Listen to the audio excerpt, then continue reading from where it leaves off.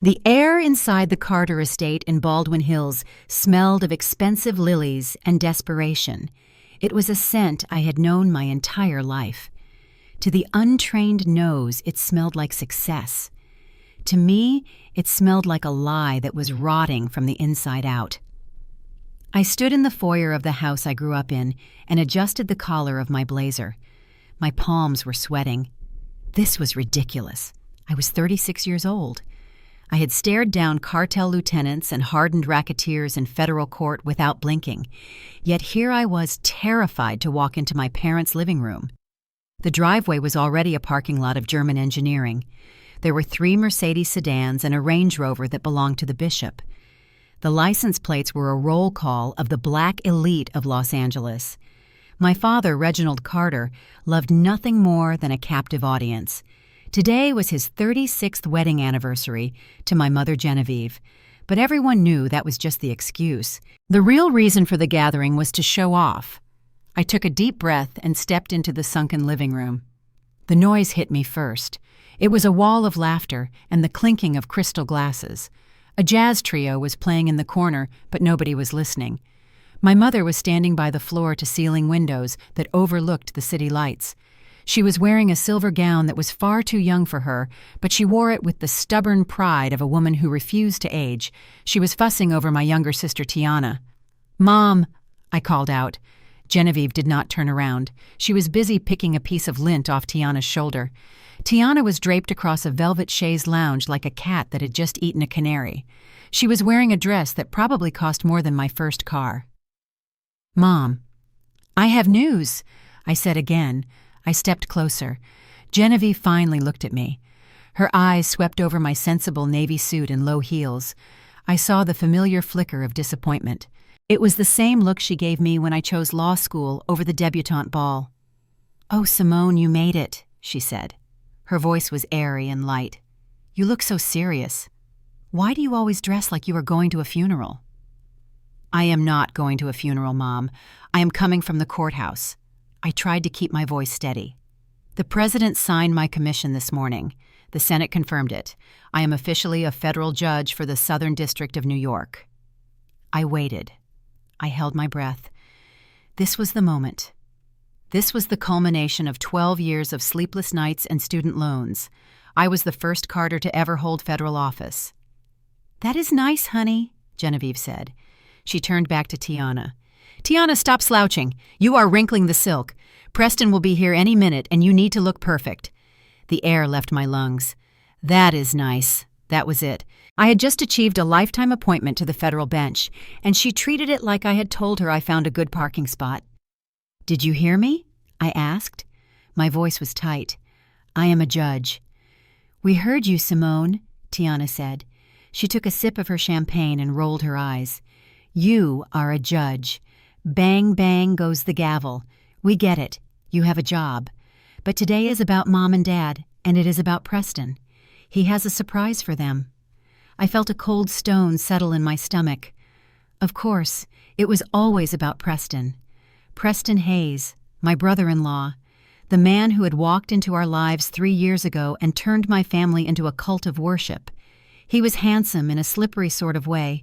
He had the teeth of a news anchor and the eyes of a shark. He claimed to be a hedge fund manager. He claimed to be a genius. My parents claimed he was the son they never had. Speak of the devil. Tiana squealed. A low rumble shook the windows. It sounded like a beast growling in the driveway. The conversation in the room died instantly. Every head turned toward the front door. The double doors swung open. Preston Hayes strode in. He was wearing a tuxedo that fit him like a second skin. He did not walk. He glided. He held a set of keys in his hand, and he dangled them in the air like a priest holding a censer. "Happy anniversary, Reginald," Preston boomed. He stepped aside. Through the open front door we could all see it. Parked right in the center of the driveway, under the floodlights, was a brand-new Aston Martin. It was silver. It was sleek. It looked like a missile that had been designed by an artist. A collective gasp went through the room. Reginald Carter dropped his wine glass. It shattered on the marble floor, but he did not even look down. He stared at the car with a look of pure, unadulterated lust. "For me," Reginald whispered. "For the man who started it all," Preston said. He walked over and placed the keys in my father's trembling hand. "You deserve the best, Reggie. You raised a queen for a daughter, so you should drive like a king." The room erupted in applause. People were cheering. My mother was crying. Tiana was beaming as if she had bought the car herself. I stood alone near the bookshelf. I looked at the car, then I looked at Preston. I saw the way his smile did not quite reach his eyes. I saw the way he checked his watch while my father hugged him. It was a performance. It was a bribe. I walked over to the bar to get a glass of water. My hands were shaking. I needed to leave. I needed to get out of this house before I screamed. Well, if it isn't the Honorable Simone Carter. I turned around. Preston was standing there. He had broken away from his admirers. He was holding a glass of scotch that cost $50 a shot. He looked me up and down with a smirk that made my skin crawl. "Hello, Preston," I said. "I heard the news," he said. He leaned against the bar. "Federal judge. Very impressive. That comes with a pension right. And a robe. It comes with the authority to interpret the Constitution of the United States," I said coldly. "Right. The Constitution." He chuckled. It was a patronizing sound. "You know I admire you, Simone. I really do. You are so dedicated to the grind. But tell me something. How much does that pay? $170,000 a year. Maybe $200,000. "It is not about the money," I said. "It is always about the money, Simone." He whispered. He took a sip of his scotch. "See, that is your problem. You think power comes from a title. You think because you sit on a high bench, people respect you. But look at this room." He gestured with his glass to the party. "Look at your father. Look at the bishop. Look at Dr. Evans over there. Do you think they care about your case law? No. They care about who pays for the champagne. They care about who drives the Aston Martin. Real power is capital, Simone. And frankly, your little government job is cute, but it is irrelevant." I felt the heat rise in my cheeks. "My job puts criminals in prison, Preston," I said. My voice dropped to a whisper. "Real criminals. The kind who think money makes them untouchable." His smile faltered for a fraction of a second, just a twitch at the corner of his mouth. Then it was back, dazzling and fake. "Is that a threat, Your Honor?" he asked lightly. "It is a fact," I said. He laughed. He reached out and patted my shoulder. His hand felt heavy and cold. "You are so intense. You need to relax. Maybe I can treat you to a spa day. You look tired. The public sector really ages a woman." He turned and walked away before I could respond. He walked straight back to my father, who was now sitting in the driver's seat of the Aston Martin revving the engine. I watched them. My father looked like a child who had been given a toy he did not understand. He was laughing. He was touching the leather steering wheel with reverence. I walked over to the car. The crowd parted for me, but not out of respect. They moved because I was the buzzkill. I was the serious daughter who ruined the mood. "Dad," I said. Reggie looked up. His eyes were glassy. "Look at the dashboard, Simone. It is all digital. 0 to 60 in 3.6 seconds. "Dad, we need to talk," I said. "Not now, Simone," Reggie said. He waved a hand at me. "Can you not see we are celebrating? It is about the swearing and ceremony next week," I said. "I need to know if you are coming. I need to give the marshals the security list." Reggie sighed. He turned off the engine and climbed out of the car. He looked annoyed. "The swearing in," he muttered. He adjusted his tuxedo jacket. "Right, the ceremony. Look, Simone, your mother and I have been talking. Next week is bad for us." "Bad for you," I repeated. I stared at him. "Dad, it is the swearing in of a United States District Judge. It is a lifetime appointment. It happens once. I know what it is," he snapped. "But Preston has arranged this trip to Martha's Vineyard. He rented a yacht, a big one. It is a networking opportunity, Simone. There are going to be investors there. Important people. I am your daughter," I said. "And Preston is family too," Reggie said. He pointed a finger at me. "And he is doing something for this family that you never could. He is creating generational wealth. Do you know what the return on his latest fund is? 200%, Simone." 200%, that is impossible," I said automatically. The prosecutor in my brain woke up. Dad, no legitimate fund yields 200% in this market. That is a red flag. There you go again. Reggie threw his hands up. He looked around at his guests as if to say, "Can you believe her? Always the skeptic. Always trying to tear people down." "You are jealous, Simone." "I am not jealous. I am a lawyer," I said. "Dad, listen to me. If he is promising you 200%, he is lying to you." "Stop it," Reggie shouted. The music stopped. The room went silent. Everyone was looking at us. "Do not speak about him like that in my house," my father hissed. His face was inches from mine. "You are jealous because your sister married a winner and you are 36 and alone. You have your books. You have your little robe. But Tiana has a future." He took a breath. He straightened his tie. "We are going to the Vineyard Simone. We are going to celebrate real success. You can handle your paperwork by yourself. You are independent, right? That is what you always wanted to be." He turned his back on me. He walked over to Preston and put his arm around him. "Turn the music back on," Reggie shouted to the band. "We are celebrating." The jazz started up again. The laughter returned, but it sounded brittle to my ears.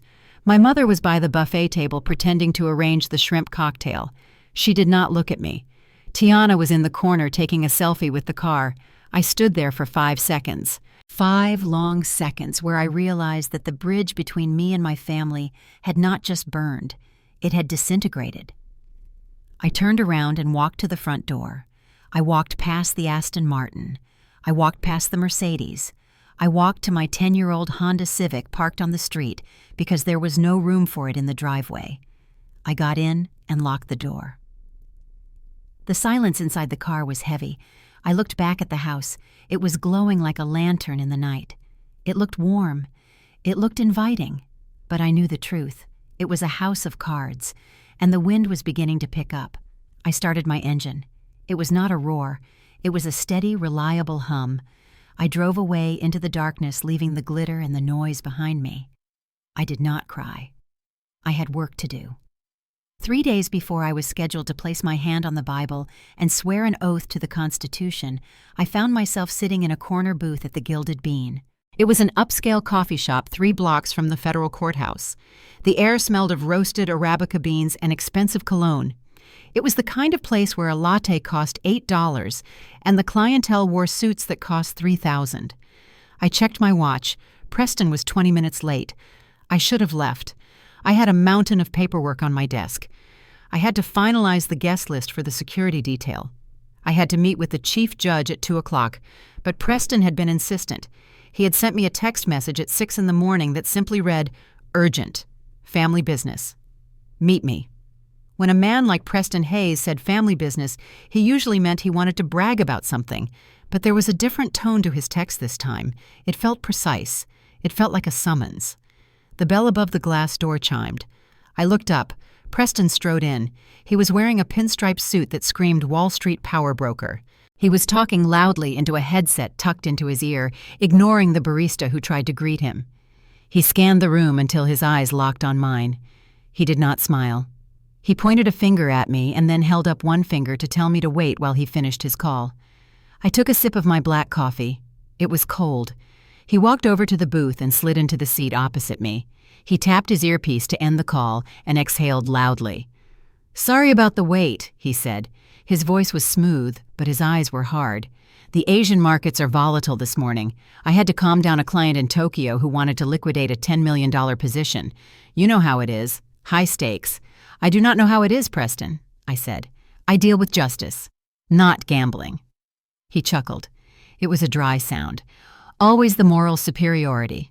It is charming, really. It must be nice to live in a world of black and white, Simone. The rest of us have to navigate the gray areas to pay for the roads you drive on." He waved a hand at a passing waiter without making eye contact. "Sparkling water, with lime, and bring me a biscotti, the almond one." He turned his attention back to me. He clasped his hands on the table. His fingernails were manicured. Everything about him was polished to a high shine. "So," he said, "the big day is Friday. Are you nervous?" "I am ready," I said. "I did not come here to discuss my feelings, Preston. You said it was urgent. You said it was family business." "It is," he said. He leaned forward, lowering his voice. The playful arrogance evaporated. In its place was something colder, something predatory. "I need a favor, Simone." I stared at him. "A favor." "I am listening," I said cautiously. "I have a small issue with a compliance officer at the Securities and Exchange Commission," he said. He picked at a loose thread on the tablecloth. "It is nothing, really. A clerical error. We moved some assets between two offshore holding companies to optimize our tax liability. Standard practice. But this bureaucrat is making noise. He is threatening to open a formal inquiry." I felt the hair on the back of my neck stand up. My prosecutor instincts kicked in. Asset movement, offshore accounts, formal inquiry. These were not clerical errors. These were red flags for money laundering. "And what does this have to do with me?" I asked. Preston smiled. It was a tight smile. "You are about to be a judge in the Southern District," he said. "The SEC brings their cases to your court. You know people. You know the prosecutors. You know the regulators." I sat very still. "I want you to make a call," he said. "Just a friendly check-in. Find out who is handling the file for Hayes Capital. Maybe suggest that they are barking up the wrong tree. Tell them I am a pillar of the community. Tell them I am family." The silence that stretched between us was thick enough to choke on. I looked at this man. I looked at the gold watch on his wrist that cost more than my first year of law school tuition. He was asking me to commit a felony. He was asking me to trade my integrity for his convenience. "Are you insane?" I whispered. Preston blinked. "Excuse me." "You are asking me to obstruct a federal investigation," I said. My voice rose slightly. "I have not even taken the bench yet, and you want me to influence a regulatory body. Do you have any idea what you are asking?" "That is a crime, Preston. That is conspiracy." He waved his hand dismissively. "You are being dramatic. I am not asking you to dismiss a case. There is no case yet. I am just asking for a little professional courtesy. That is how the world works, Simone. People help each other. Families help each other." "Not like this," I said. I slammed my hand on the table. The cutlery rattled. "I worked for 12 years to get here. I have a spotless record. I am not going to throw it away because you cannot follow banking regulations." Preston sat back. His eyes narrowed. He looked at me with a mixture of pity and contempt. "You really do not get it, do you?" he said softly. "You think you are so special with your commission and your background checks, but you are just a tool, Simone. You are a cog in a machine. I am a judge," I said, "and my answer is no. If you have done nothing wrong, then hire a lawyer and deal with the audit. Do not bring your dirty laundry to my chambers." I stood up. I grabbed my purse. I needed to leave before I said something that would make Thanksgiving dinner impossible for the next 20 years. Preston did not move. He did not stand up. He just looked up at me and smiled. "Sit down, Simone," he said. "I am leaving," I said, "if you walk out that door." He said, his voice calm and level. "Your parents are not coming to your swearing and ceremony." I froze. I stopped dead in my tracks. I turned slowly to face him. "What did you say?" I asked. Preston picked up his sparkling water, which the waiter had just delivered. He took a slow, deliberate sip. "You heard me," he said. "You think Reggie and Genevieve make their own decisions. Please. They do what I tell them to do because I am the one paying for their lifestyle. I paid for the renovation on their house. I pay for your mother's country club membership. I am paying for this trip to Martha's Vineyard." He set the glass down. "If you do not help me," he continued, "then I have to assume you are not on the team. And if you are not on the team, then why should we celebrate you? Why should we interrupt our vacation for a daughter who refuses to lift a finger to protect the family legacy?" I stared at him. The cruelty of it took my breath away. It was not just a threat, it was a revelation. He controlled them. He owned them. "You are manipulating them," I hissed. "You are buying their affection. I am providing for them." He corrected me. "Which is more than you ever did. All you ever gave them was lectures about morality. I give them dreams, Simone. I give them the life they think they deserve. Who do you think they are going to choose? The daughter who says no, or the son who says yes?" He pulled his phone out of his pocket. "I am going to call your mother right now," he said. "I am going to tell her that you were very rude to me. I am going to tell her that you think their vacation is a waste of time. I am going to tell her that you do not want them at your ceremony because you are embarrassed by them. "You are a liar," I said. My hands were shaking with rage. "I am a storyteller," he said, "and I tell the stories they want to hear." He dialed the number. He put the phone on speaker and set it on the table between us. The ringing sound echoed in the quiet booth. "Please do not do this," I whispered. It was a moment of weakness. I hated myself for it. But the little girl inside me who just wanted her parents to be proud was begging. Preston just winked at me. "Hello?"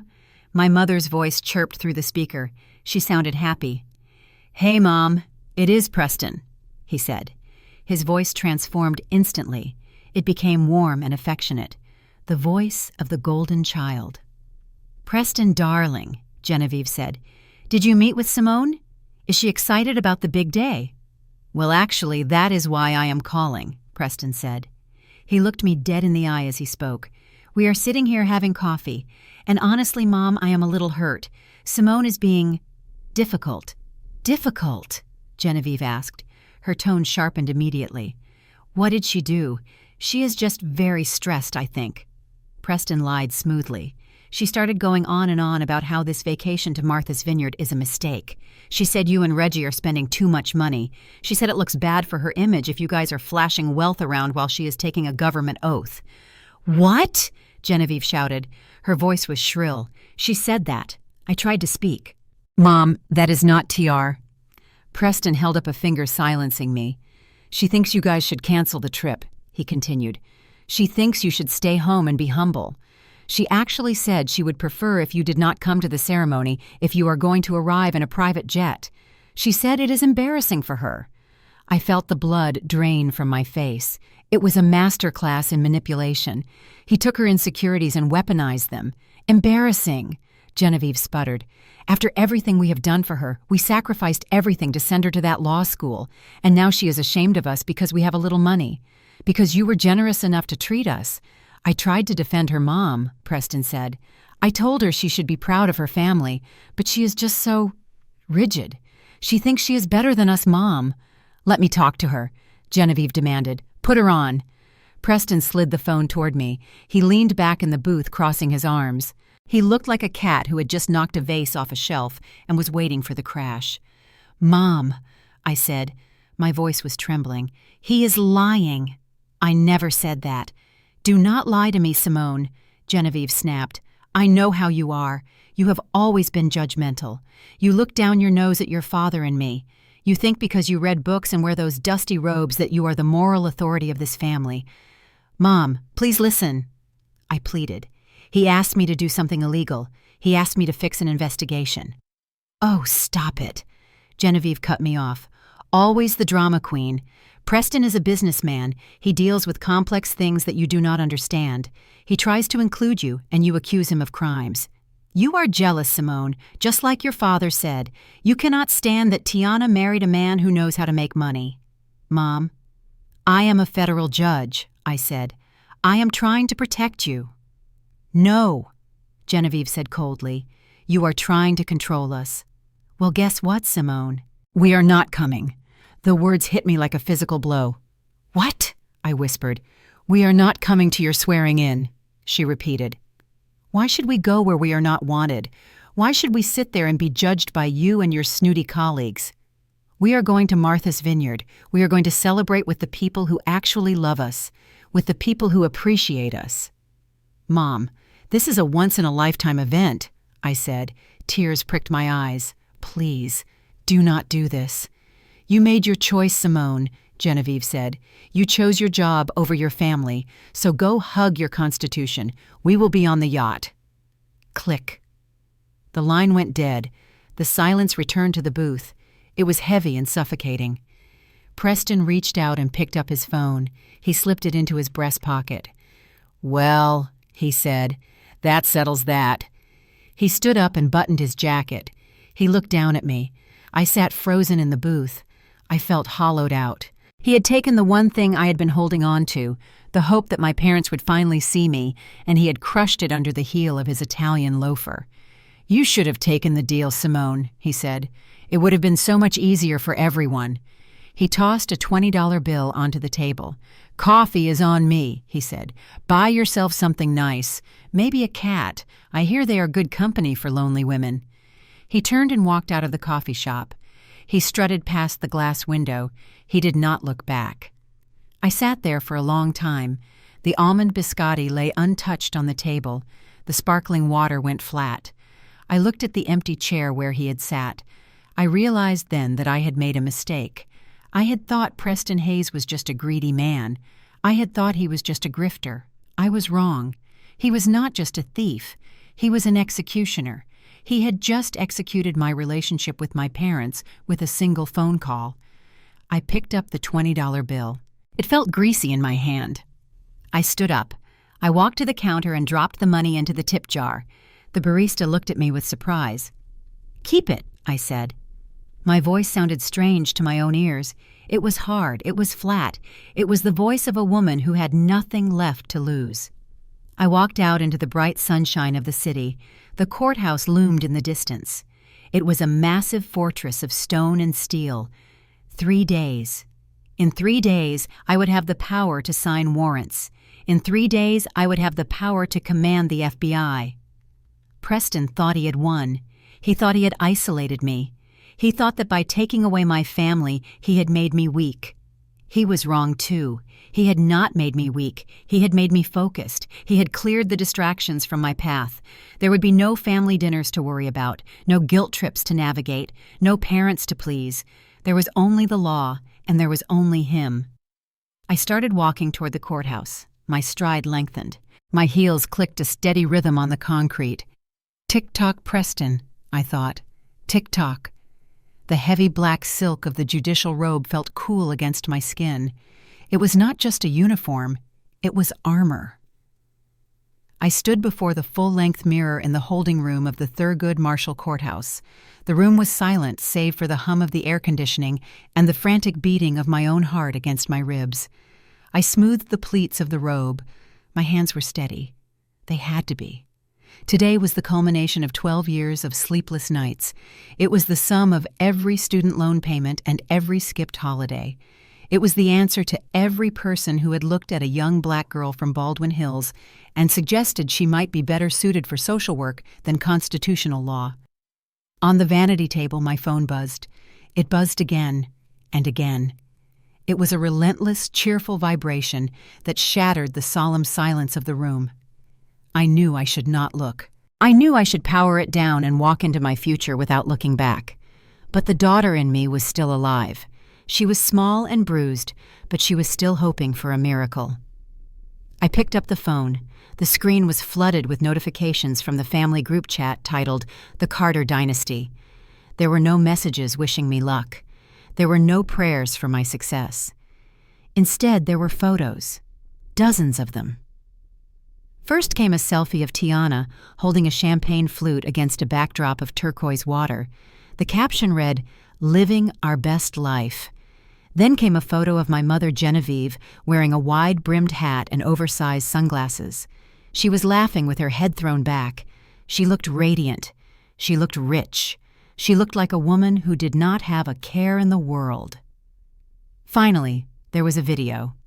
I pressed play against my better judgment. The tiny screen showed Preston standing at the helm of a yacht. The wind was whipping through his hair.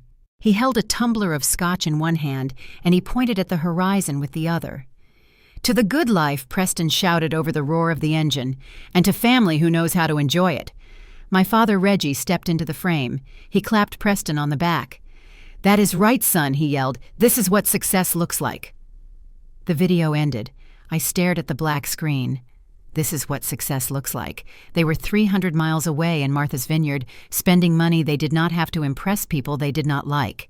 They were celebrating a fraud while I was preparing to take a seat on the highest court in the district. A text message bubble popped up. It was a direct message from my mother. I held my breath, foolishly hoping for a last-minute apology. Maybe they had turned the plane around. Maybe they were in the lobby. "Simone, honey," the text read, "do not wait for us to call later. The reception on the water is terrible. Also, Preston says you should smile more on camera. You always look so severe. Try to look happy. Love, Mom." The room went dead silent. Try to look happy." I did not cry. Tears were for people who still had hope. I felt a cold, hard resolve settle in my chest. It turned my heart to stone. It was a physical sensation like a steel door slamming shut inside my soul. I picked up the phone and typed a reply. 2 words. "Rest well." I hit send. Then I powered off the phone and dropped it into the bottom of my purse. I looked at myself in the mirror one last time. The woman staring back was not their daughter anymore. She was not the sister of a trophy wife. She was not the disappointment of the Carter family. She was the Honorable Simone Carter, and court was now in session. There was a sharp knock at the door. "Enter," I said. My voice was deep. It resonated off the walls. The door opened, and a United States Marshal stepped inside. He was a mountain of a man with silver hair and a face carved from granite. He wore a dark suit and an earpiece. He did not know my father. He did not know that I was the black sheep of my family. He did not see a woman who lacked a husband or a diamond necklace. He saw the power of the United States Constitution standing before him. He straightened his tie and squared his shoulders. He looked me dead in the eye with a reverence my own parents had never shown me. "We have arrived, Your Honor," he said. "The Chief Justice is waiting." I nodded. "Lead the way." I stepped out of the holding room and into the hallway. The marble floors gleamed under the recessed lighting. The air smelled of old paper and lemon polish. It was the scent of the law. We walked toward the double oak doors of the ceremonial courtroom. I could hear the murmur of the crowd on the other side. It sounded like the ocean. The marshal placed his hand on the brass handle. He looked back at me. "Ready, Judge?" he asked. "I am ready," I said. He pulled the door open. The hush that fell over the room was instant and absolute. 300 people rose in unison. The rustle of expensive fabric filled the air. I stepped across the threshold. I saw senators in charcoal suits. I saw distinguished jurists in their robes. I saw the Attorney General of the United States standing in the front row. They all stood for me, a sea of power and influence rising to pay respect to the girl from Baldwin Hills. I walked down the center aisle. The marble floor was cool and solid beneath my heels. My heart beat a steady rhythm against my ribs. I kept my gaze forward, chin high, shoulders back. I reached the front of the gallery. That was when the world seemed to tilt on its axis.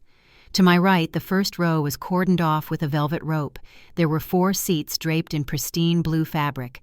On each seat sat a small, elegant card with gold calligraphy that read, "Reserved for family." They were empty, all of them, all. Not a soul sat in the space meant for the people who gave me life. The emptiness was loud. It was a gaping wound in the middle of the crowded room. It was a public humiliation designed to remind me of my place. For a split second, my step faltered. The air left my lungs. I felt the ghost of a little girl inside me waiting for her father to look up from his newspaper, waiting for her mother to stop praising her sister long enough to notice her.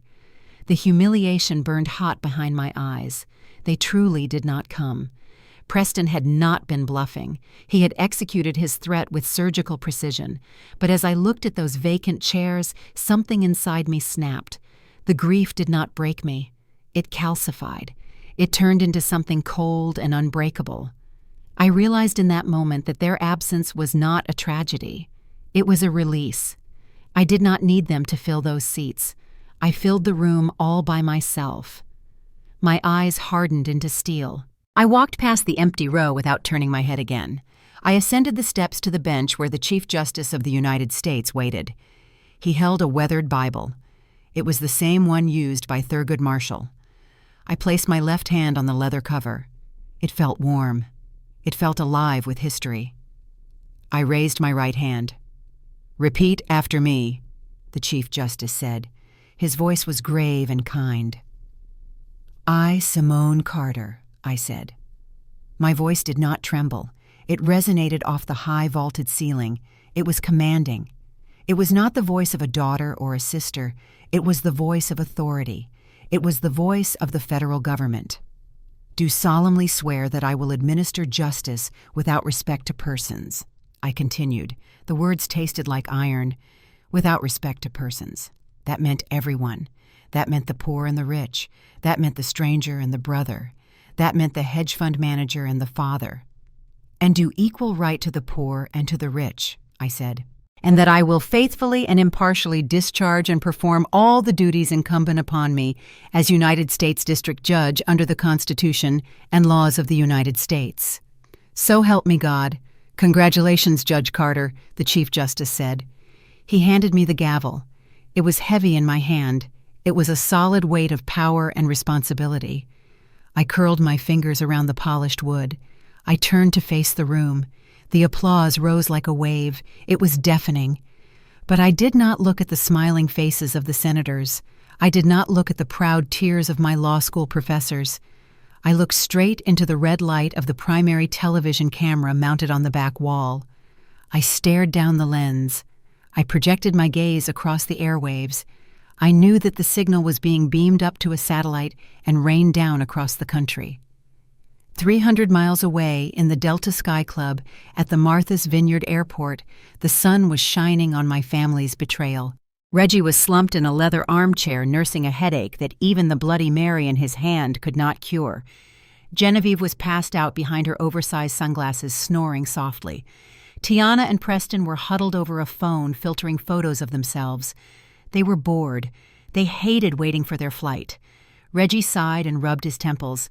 His eyes drifted up to the massive flat-screen television mounted on the far wall. It was tuned to a national news channel. At first, he looked right through it. His mind was wandering to the credit card bill that would be waiting at home. Then he blinked. He leaned forward. The image on the screen changed from a weather map to a breaking news graphic. A photograph appeared. A woman in a black judicial robe standing next to the Chief Justice. Reggie squinted. The woman looked familiar. She had the same high cheekbones as his wife. She had the same stubborn set of the jaw that he had always criticized. It was me. The chyron at the bottom of the screen flashed in urgent red letters. History made in Manhattan. Simone Carter sworn in as youngest federal judge in the Southern District. Reggie froze.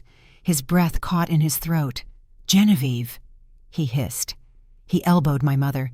"Genevieve, wake up." "What?" Genevieve groaned, adjusting her sunglasses. "What is it, Reggie? Look at the TV," he whispered. Genevieve looked up. Her jaw dropped. The camera cut to a live shot of me holding the gavel. I was not smiling. I looked regal. I looked powerful. I looked completely untouchable. The reporter's voice cut through the noise of the lounge. "Judge Carter is a self-made woman in the truest sense. Sources close to her say she navigated this path entirely alone, without the safety net of family connections or generational wealth. She is a woman of steel who owes her success to no one but herself." The words hit Reggie like physical blows. Alone. No family. Self-made. The narrative on the screen was not just praising me, it was erasing him. It was erasing the legacy he thought he was building with Preston. He watched as the screen showed footage of me bringing the gavel down. That sharp crack echoed through the television speakers. He looked at his wife, who was staring in shock. He looked at his son-in-law, who was busy scrolling through emails. And then he looked back at his daughter on the screen, who was now one of the most powerful people in the country. His hand went numb.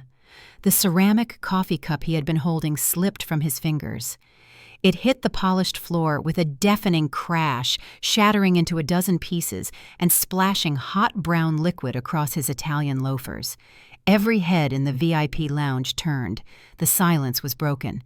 But back in the courtroom, I did not hear the crash. I only heard the sound of my own power. I raised the gavel one last time. Crack! The sound was sharp and final, like a gunshot ending a race. The old Simone was gone. Judge Carter had arrived, and my courtroom was officially open for business. The silence in my new chambers at the Daniel Patrick Moynihan Courthouse was different from the silence in the holding room. It was not the silence of anticipation.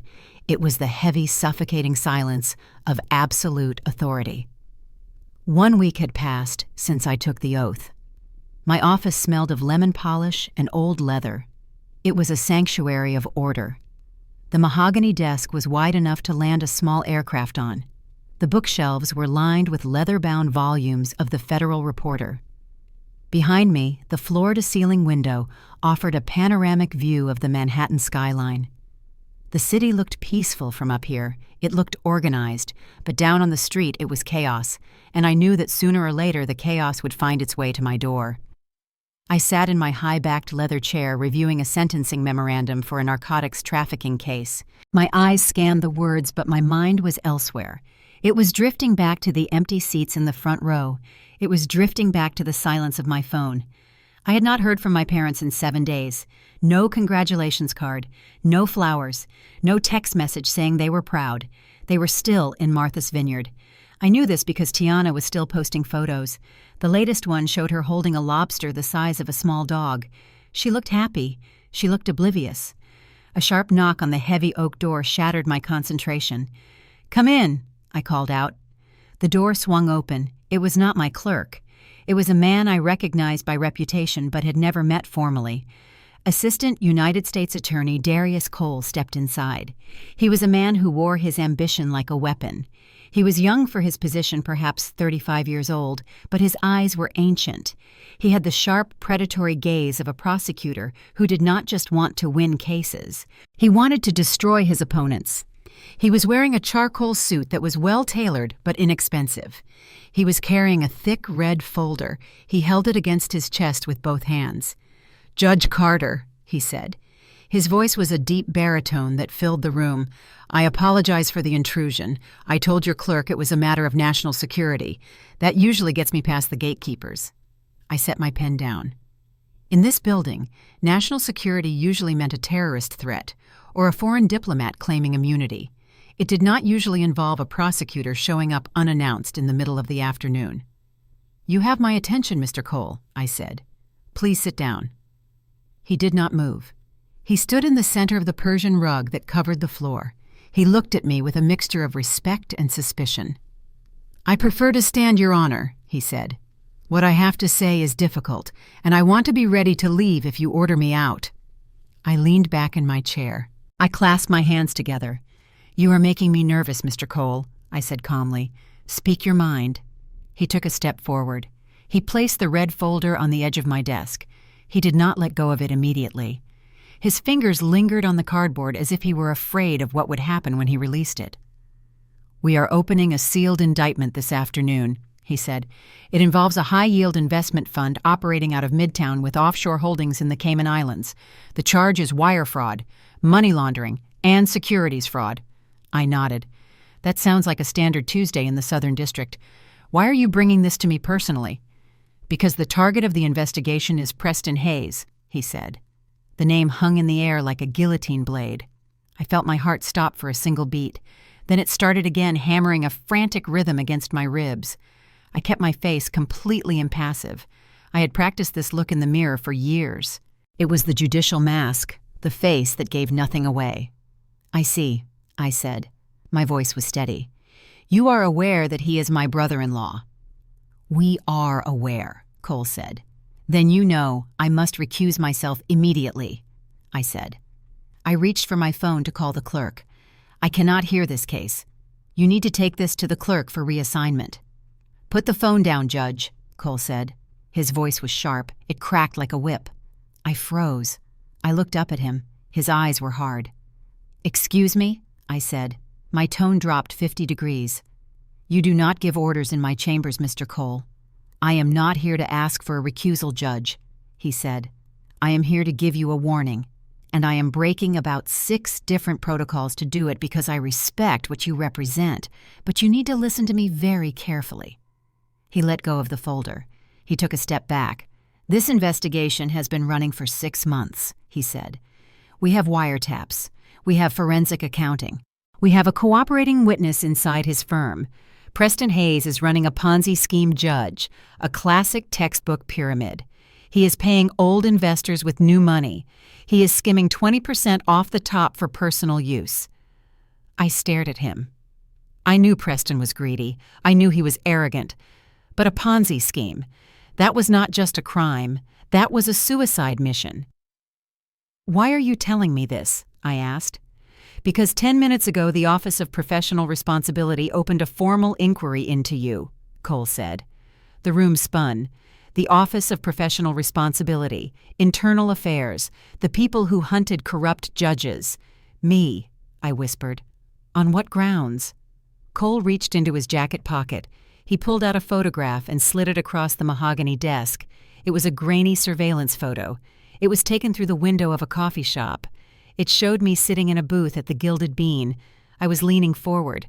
Preston was sitting across from me. He looked intense. "We know you met with the target 3 days before your swearing in," Cole said. "We know the meeting lasted 20 minutes. We know he made a call to your mother during that meeting." I felt the blood drain from my face. It was a setup. Preston knew he was being watched. He had to know. He met me in public on purpose. He wanted to be seen with me. He wanted to taint me. He wanted to use my reputation as a shield, or if that failed, to drag me down with him as a hostage. He asked me to interfere with the SEC. I said. My voice was rising. I told him no. I told him to get a lawyer. That is why my family did not come to the ceremony, Mr. Cole. He punished me for refusing to help him. Cole looked at me. His expression softened slightly, but his guard remained up. "I believe you, Judge," he said, "but I am not the one you have to convince. Internal Affairs thinks you might be a silent partner. They think you might have tipped him off. They are watching your bank accounts. They are monitoring your phone logs." He leaned over the desk. His hands gripped the edge of the wood. "If you make one phone call to your family," he hissed, "if you send one text message warning them, if you try to move any assets, they will come for you. They will strip you of your robe before you even unpack your boxes. Do you understand me?" I understood. I was trapped. Preston had not just stolen money. He had placed a landmine under my career. If I tried to save my family, I would lose everything I had worked for.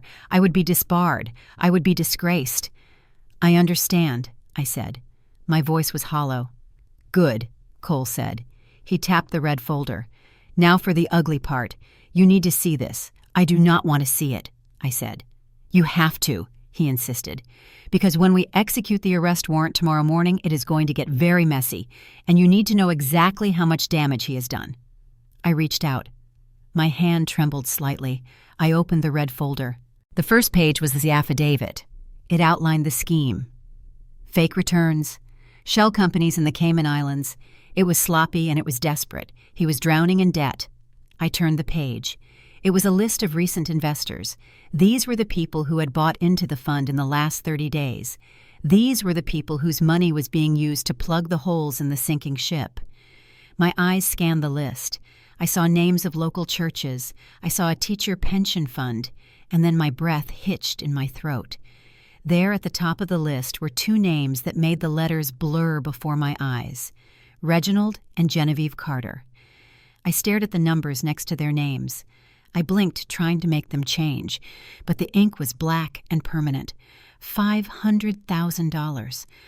I looked up at Cole. My mouth opened, but no sound came out. 500,000, I whispered. "That is the transfer amount," Cole said softly. "It was authorized 4 days ago. It cleared the escrow account yesterday morning." "That is everything," I said. I felt physically sick. Bile rose in my throat. "That is their retirement. That is the equity in the house. That is 30 years of work. They liquidated their 401k accounts," Cole explained. "They took out a second mortgage on the property in Baldwin Hills. They put every single dime they had into the Hayes High Yield Growth Fund." I closed my eyes. I could hear my father's voice at the party. "He is creating generational wealth, Simone. 200% returns. They were so desperate to be rich. They were so desperate to prove that Tiana had married a winner that they had walked willingly into the slaughterhouse. They signed the papers," Cole said. "We have the documents. It was voluntary, Judge." They handed it to him. I looked at the folder again. Reginald and Genevieve Carter. They had chosen the son-in-law who flashed a black card over the daughter who wore a black robe. They had mocked my government salary. They had called me boring. And now they were about to be destitute. "Judge," Cole said. His voice was gentle now. "I know they are your parents, but the money is gone. It was wired to an offshore account in the Caribbean this morning. We are trying to freeze it, but once it crosses international lines, it is very difficult to recover." He paused. If you want to recuse yourself now, we can handle the paperwork. But the raid happens at 6 in the morning. I looked at the window. The sun was beginning to set over Manhattan. The city was bathing in golden light. But inside my office, it felt cold. I thought about the empty seats at my swearing in. I thought about the text message from my mother. Try to look happy. I thought about Preston laughing in the coffee shop telling me that he owned them. He did own them. He had bought them with their own money. I looked back at Darius Cole. I saw the question in his eyes. He was waiting to see if I would crack. He was waiting to see if I was a daughter or a judge. I sat up straight. I smoothed the front of my silk blouse. "Leave the file, Mr. Cole," I said. "Are you going to make a call?" he asked. I looked him dead in the eye. "I am going to do my job," I said. "If Internal Affairs is watching, then let them watch. I have nothing to hide." Cole studied me for a long moment. Then he nodded. A flicker of genuine respect crossed his face. "I will see you in court, Your Honor," he said. He turned and walked out of the office, closing the heavy door behind him. I was alone. I stared at the red folder. $500,000. They were going to lose the house. They were going to lose the cars. They were going to lose the status that meant more to them than oxygen. I reached for the phone on my desk. My hand hovered over the receiver. I could call them. I could scream at my father to reverse the wire. I could tell my mother to get out of the house. But if I did that, I would be obstructing justice. I would be confirming everything Preston wanted the world to believe about me. That I was corrupt. That I was weak. And they would not believe me anyway. They would think I was jealous. They would think I was trying to ruin their big break. I pulled my hand back. I did not pick up the phone. Instead, I picked up my pen. I opened the file to the signature page of the arrest warrant. I read the name. United States of America versus Preston Hayes. I signed my name on the bottom line. Simone Carter, United States District Judge. The ink was dark and final. I closed the folder. I turned my chair to face the window. I watched the sun dip below the horizon. The city lights flickered on one by one. Somewhere in Martha's Vineyard, my family was raising a glass to their future. They did not know that the future had already been canceled. I sat in the dark and waited for the dawn. The red digital clock on my desk read 12:15 in the morning. The Daniel Patrick Moynihan Courthouse was a tomb of silence and shadows, but I was still awake. I sat in the darkness of my chambers, illuminated only by the glow of the city skyline through the window. The arrest warrant was already in the hands of the FBI field agents. They were gearing up at the federal building downtown. They were checking their weapons and loading the tactical vehicles. In less than 4 hours, my family would be waking up to the sound of a battering ram smashing through their front door. I stared at the phone on my desk. I had sworn an oath to uphold the law. I had signed the warrant myself. But there was one oath that came before the Constitution. It was the unspoken oath of a daughter. I had to try just once. I had to try to stop them from walking off the cliff. If I told them about the investigation, I would be committing a felony. I would be disbarred and prosecuted. But if I did nothing, I would be an accomplice to their destruction. I had to thread the needle. I had to warn them without telling them why. My hand trembled as I reached for the receiver. I dialed the landline at the house in Baldwin Hills. It rang 4 times. I was about to hang up when the line clicked open. "Hello." It was my father, Reggie. His voice was loud and boisterous. It was slurred with the heavy thickness of expensive scotch. He sounded like a man who was sitting on top of the world. "Hello, world headquarters of the Carter Empire." Reggie shouted into the phone. "Desmond speaking. Or wait, Reggie speaking. Who is this?" "Dad," I said. My voice was low and urgent. I pressed the receiver tight against my ear as if I could physically push my will through the wire. Dad listened to me carefully. There was a pause on the other end, then a low chuckle that built into a full-throated laugh. "Oh, look who it is," Reggie announced to the room. "It is the judge. It is her honor. Everyone quiet down. Simone has decided to grace us with a call." I could hear the background noise. I heard the clink of silverware against china. I heard my mother Genevieve laughing softly. I heard Tiana giggle. They were having a late-night dinner. They were feasting on the eve of their execution. "Dad, I need you to listen to me. I said. "I am not calling to fight. I am calling because I love you. You love us." Reggie scoffed. "That is rich. You love us so much you missed the trip to Martha's Vineyard. You love us so much you sent us a text message telling us to have a nice life." "I am serious, Dad," I said. "I cannot tell you how I know this, but you need to trust me. Right now, tonight. Trust you," he repeated. "Why should I trust you, Simone? You have done nothing but doubt me. You have done nothing but look down on this family since the day you got that law degree." I squeezed my eyes shut. I gripped the phone so hard my knuckles turned white. "Dad, please," I whispered. "Do not sign anything Preston gives you." The line went silent. The laughter in the background stopped. "What did you say?" Reggie asked. His voice dropped. It became suspicious. "Do not sign anything," I repeated. "Do not transfer any money. Do not let him touch your accounts. If there are papers in front of you right now, do not put your name on them. Put the pen down, Dad. Walk away from the table." "How did you know?" Reggie asked. "I cannot say," I said. "Just trust me. It is a trap. He is not who you think he is." I heard a movement on the other end. I heard the rustle of paper. "Preston!" Reggie called out. "Come here. Simone is on the phone. She says I should not sign the papers." "No!" I screamed silently in my head. "No, Dad, do not tell him," I said. "Just hang up and leave the room." But it was too late. I heard the smooth, confident voice of Preston Hayes come through the speaker. He must have walked over to where my father was sitting. "Put it on speaker, Reggie," Preston said. "Let us hear what the expert has to say." There was a click. The sound quality changed. I was now broadcasting to the entire dining room. "Go ahead, Simone," Preston said. His voice was calm. It was the voice of a man who held all the cards. "Tell your father why he should not secure his financial future. Tell him why he should not double his net worth by Monday morning." I felt a cold sweat break out on my forehead. Preston knew. He knew I had seen the warrant. He knew the FBI was coming. That was why he was pushing them to sign tonight. He needed the cash to run. He needed their liquidity to disappear before the sun came up. "He is lying to you, Dad," I said. My voice shook. "There is no investment. There is no 200% return. It is a scheme. A scheme." Preston laughed. It was a cruel sound. "Hear that, Reggie? Your daughter thinks you are a fool.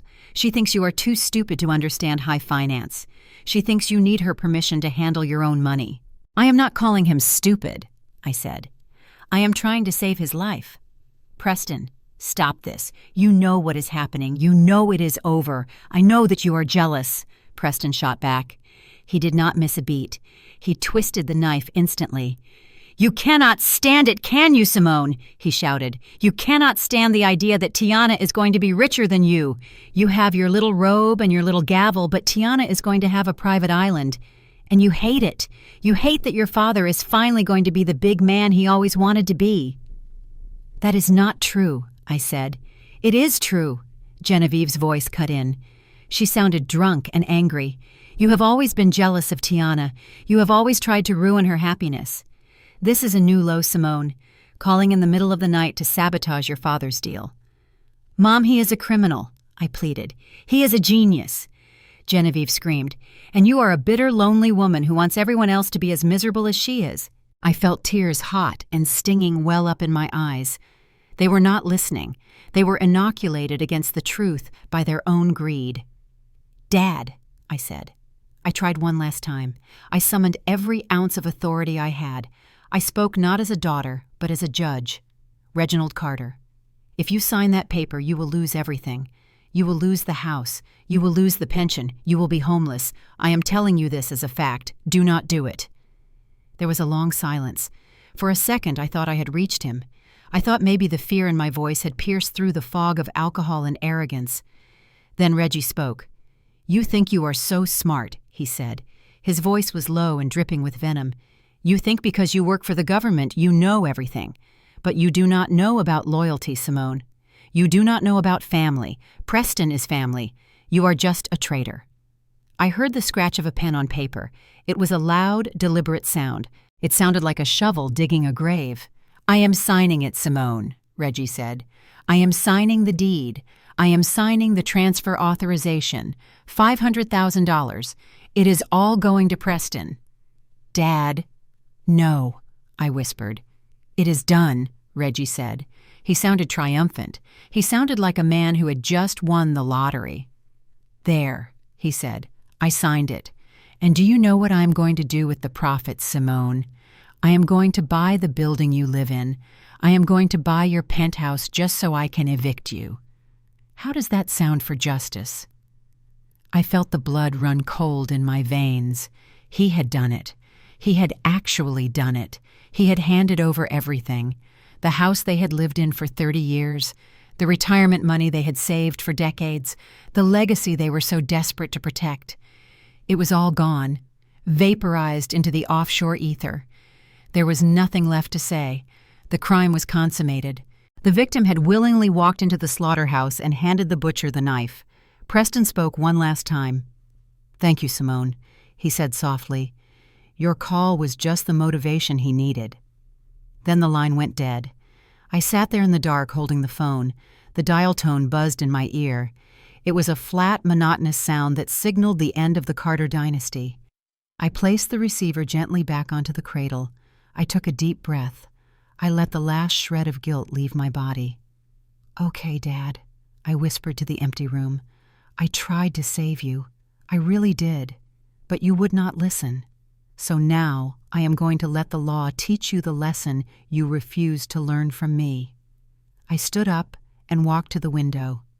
Outside, the sirens began to wail in the distance. They were faint at first, but they were getting louder. They were coming for Preston. And this time, no one was going to be spared. 300 miles away, the grandfather clock in the hallway of the Carter estate chimed the half hour. But no one was sleeping. The dining room table was covered in a blizzard of legal documents, mortgage deeds, pension transfer forms, heavy binding power of attorney contracts. The air was thick with the smell of fear and greed. Preston Hayes paced back and forth across the Persian rug like a caged tiger. He checked his Rolex for the 10th time in 5 minutes. His shirt was unbuttoned at the collar, revealing a sheen of cold sweat that he blamed on the humidity. "We are losing the window, Reggie," Preston snapped. His voice was tight and urgent. "The Asian markets open in 12 minutes. If these funds are not in the liquidity pool by then, the deal expires. We lose the 200%. We lose everything." Reggie sat at the head of the table. He was clutching a heavy fountain pen. His hand was trembling slightly. The adrenaline of the phone call was fading, and in its place a small, cold seed of doubt was beginning to sprout. "Did she sound scared to you?" Reggie asked. He looked at Genevieve. "Simone, did she sound scared?" "She sounded jealous," Genevieve said. "She was dabbing at her eyes with a linen napkin. She sounded like a hateful little girl who cannot stand to see us happy." "Forget her, Reggie. Look at Preston. Look at what he is doing for us." Reggie looked at Preston. He saw the handsome face. He saw the expensive watch. He saw the white son-in-law who represented everything he thought he wanted. He saw the validation of his own existence. But he also saw the sweat on Preston's upper lip. He saw the way Preston's eyes kept darting to the window. "Why are you sweating, son?" Reggie asked. Preston froze. He forced a smile. It looked like a baring of teeth.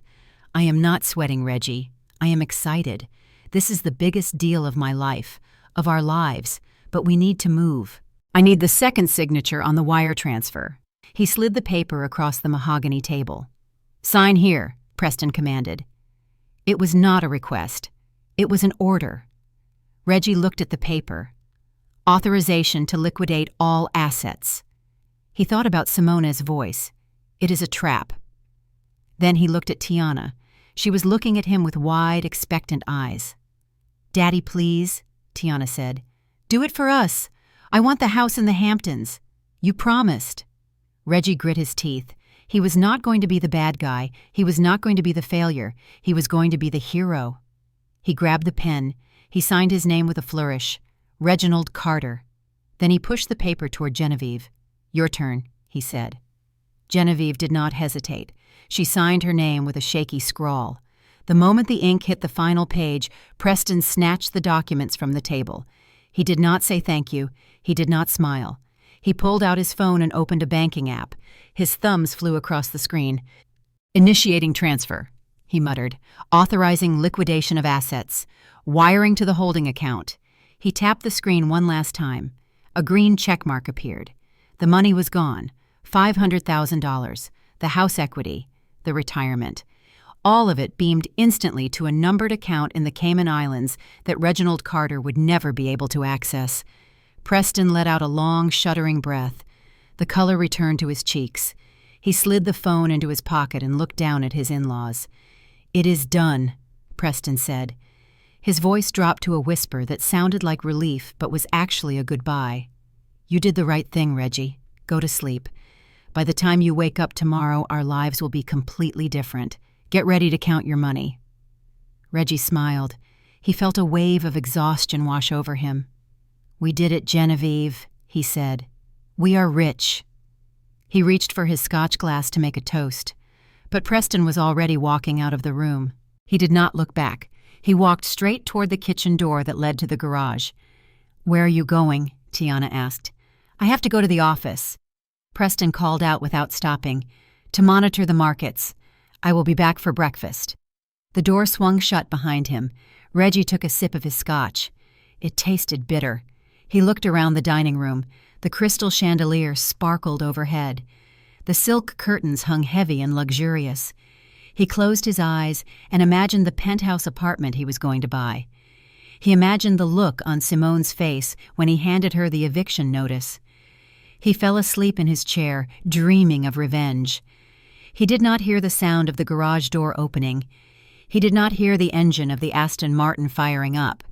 And he did not hear the distant sound of tires screeching on asphalt as the tactical team turned onto his street. The dream was over. The nightmare had begun. At 4 a.m, the Carter estate was silent as a tomb. The only sound was the hum of the refrigerator in the kitchen and the rhythmic breathing of a family that believed they had just won the lottery. Preston Hayes moved through the shadows of the master bedroom like a ghost. He did not look at Tiana, who was sleeping peacefully in the bed they shared. Her mouth was slightly open and her hand was curled around a pillow. He did not feel a pang of guilt for the woman whose future he had just stolen. He did not feel a shred of remorse for the parents-in-law he had duped into poverty. He only felt the weight of the leather Toomey suitcase in his hand and the burning itch of survival instinct. Inside that bag were 3 passports, $2 million in bearer bonds, and a one-way ticket to a non-extradition country that departed from a private airfield in 45 minutes. He crept down the stairs, avoiding the creaky step on the landing. He bypassed the dining room where the signed deed to the house still sat on the table like a tombstone. He slipped into the garage. The air was cold and smelled of gasoline and grease. Preston walked over to the Aston Martin. It was the car he had bought with the first round of stolen pension funds. It was his trophy. And now it was his getaway vehicle. He threw the bag into the passenger seat and climbed in. The leather creaked as he settled his weight. He took a deep breath. He was almost free. In 12 hours he would be sipping rum on a beach while Reginald and Genevieve explained to the bank why they were homeless. He reached up and pressed the garage door opener. The motor hummed to life. The heavy metal door began to rise slowly, revealing the driveway, inch by inch. Preston put the car in reverse. He gripped the steering wheel. His knuckles were white. The door cleared the bumper. He tapped the accelerator. Then the world exploded into white light. Floodlights cut through the darkness, blinding him instantly. High-intensity tactical beams poured into the garage, turning the night into a harsh, interrogating day. Preston threw his hands up to shield his eyes, but there was nowhere to look. The light was everywhere. It was absolute. It was the end. Federal agents. A voice boomed from a megaphone, shattering the suburban silence. It was loud enough to wake the dead. It definitely woke the neighbors. "Bradley Preston Hayes, come out with your hands up. You are surrounded." Preston froze. His heart slammed against his ribs like a trapped bird. He fumbled for the gear shift, trying to throw the car back into park, but his hands were shaking too violently. Before he could move, the side door of the garage burst open. Men in body armor poured in. They were screaming commands. Their voices overlapped into a cacophony of violence. "Get on the ground now! On the ground! Show me your hands!" They dragged him out of the leather seat. He hit the cold concrete hard. A knee pressed into his back, driving the air from his lungs. Cold steel cuffs bit into his wrists. He gasped, spitting dust and gravel. Inside the house, lights flickered on. Then came the screams. The front door flew open. Reggie and Genevieve stumbled out onto the driveway. They were wearing matching silk pajamas. Their faces were masks of sleep and confusion. Tiana ran behind them, wrapping a robe around herself. Her hair was in curlers. "What is happening?" Reggie shouted. His voice cracked with hysteria. "Get off him! That is my son-in-law!"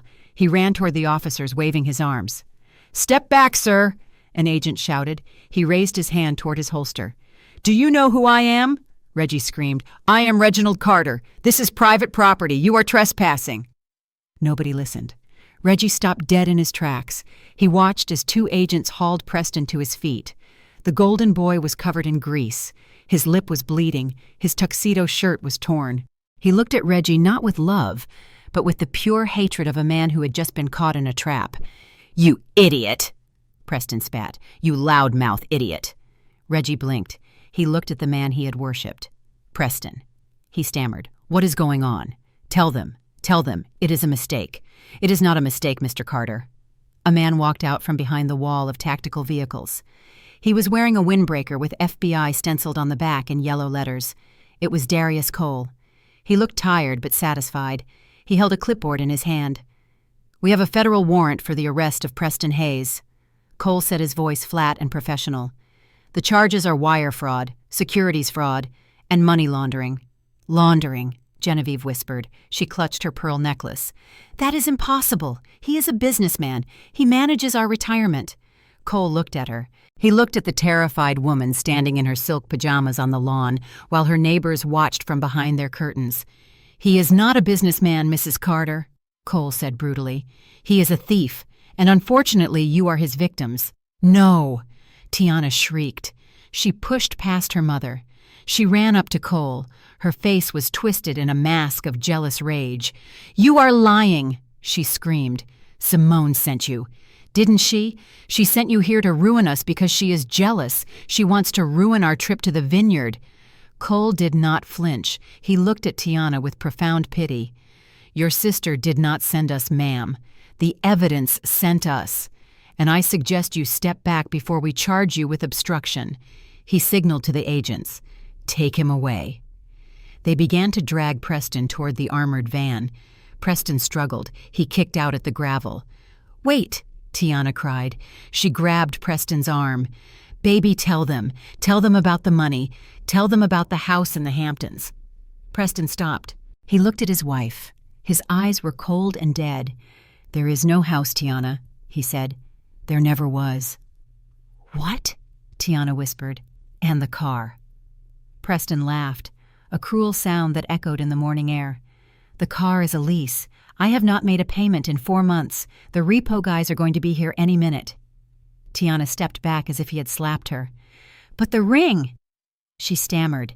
She held up her left hand. The massive diamond sparkled in the floodlights. "You bought me this. It is a vintage Cartier. It is worth $50,000. An agent standing next to Cole snorted. Cole looked at the ring. He shook his head. "Ma'am," Cole said softly, "we raided his office storage unit an hour ago. We found boxes of cubic zirconia replicas and receipts from a costume jewelry supplier in Queens." He took a step closer. "That ring is glass and gold-plated brass. If I were you, I would take it off before it turns your finger green." Tiana froze. She looked down at her hand. In the harsh, unforgiving light of the police strobes, she saw it. The band was already chipping. A faint line of dull gray metal was showing through the gold plating. The diamond looked cloudy. It lacked the fire of a real stone. It was not a symbol of wealth. It was a piece of glass, just like her life. She let out a sound that was not quite a scream and not quite a sob. She sank to her knees on the driveway. Reggie stood paralyzed. He watched the agents load boxes of evidence into the trucks. He watched them carry out his computer, the computer where he had signed the deed. "My money," Reggie croaked. He looked at Cole. "I wired $500,000 last night," Reggie said. His voice was trembling. "It was an investment. You have to stop it. You have to get it back." Cole checked his clipboard. "We have confirmed the transfer, Mr. Carter," he said. $500,000 sent to a shell account in the Cayman Islands." "Yes," Reggie said eagerly. Hope flickered in his eyes. "That is my money. That money is now evidence," Cole said. "It has been frozen by the Treasury Department. It is linked to a money laundering operation for a cartel." "Evidence," Reggie whispered. "It is subject to civil forfeiture," Cole explained. "Given that you signed the authorization voluntarily, it is considered part of the criminal enterprise until proven otherwise. You likely will not see a dime of it again." Reggie felt the ground sway beneath his feet. Gone. 30 years of work. The pension, the house, everything.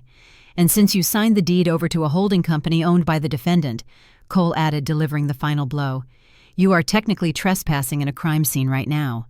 We are sealing the house. Sealing the house." Genevieve gasped. "But we live here." "Not anymore," Cole said. He turned his back on them. He walked toward the van where Preston was being loaded. Reggie looked at his house. The front door was open. Agents were swarming inside like ants. They were putting yellow tape across the entrance. He looked at the neighbors. Mrs. Gable was standing on her porch in her bathrobe. She was not smiling. She was staring. Mr. Henderson was recording the whole thing on his phone. Reggie Carter, the king of Baldwin Hills, was standing on his lawn in his pajamas, watching his kingdom crumble into dust. He looked down at his Italian loafers. They were covered in mud from the garden sprinkler system. He remembered Simone's voice on the phone. "I am trying to save your life." He remembered how he had laughed at her. He remembered how he had called her jealous. He looked at Preston one last time before the van doors slammed shut. Preston was looking out the back window. He caught Reggie's eye. Preston winked. It was the same wink he had given Reggie when he handed him the keys to the Aston Martin. The van drove away. The sirens wailed, fading into the distance. The floodlights were turned off. The sun began to rise over Los Angeles, but it brought no warmth. Reggie sank down onto the grass beside his wife and daughter. They sat there in the wreckage of their vanity, 3 people with expensive tastes and empty pockets. Genevieve began to weep. It was a low, broken sound. "We are homeless, Reggie," she sobbed. "We are homeless." Reggie did not answer. He could not speak.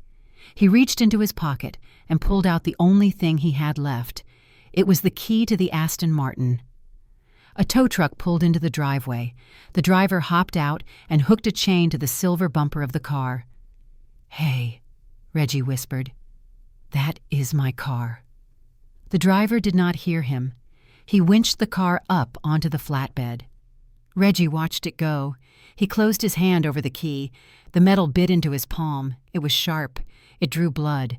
But Reggie did not feel the pain. He was too numb.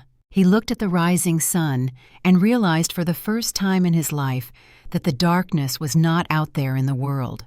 The darkness was inside him, and it had finally swallowed him whole.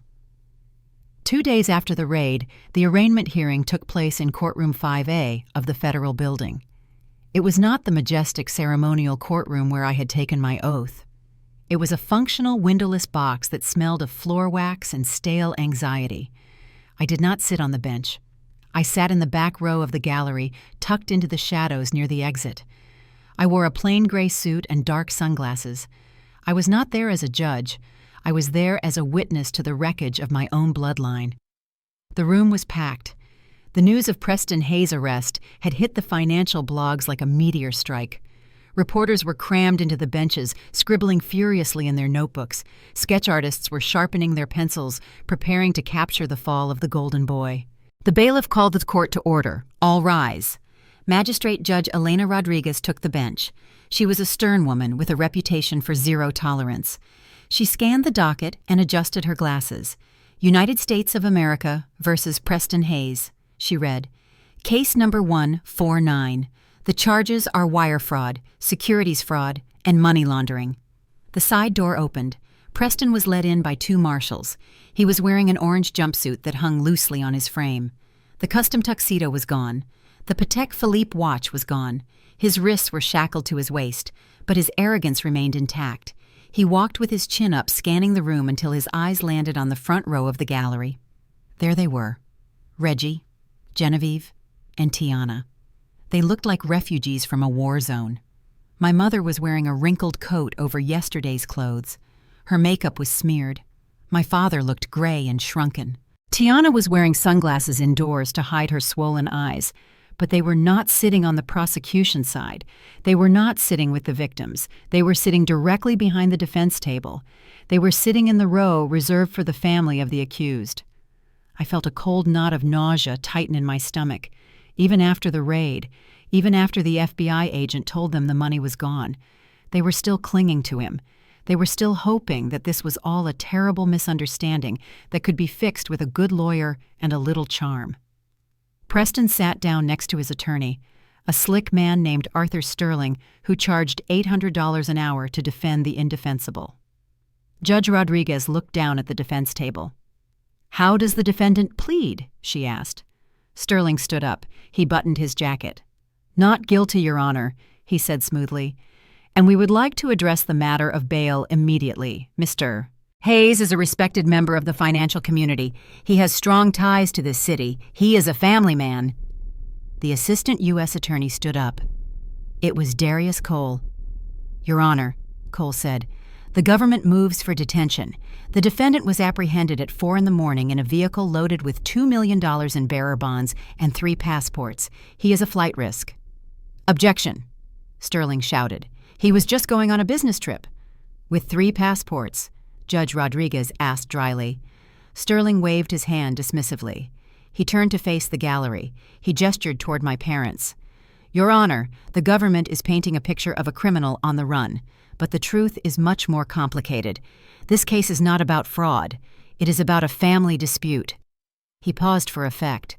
"The primary complainants in this case are the defendants-in-laws, Reginald and Genevieve Carter, and yet they are here today to support him.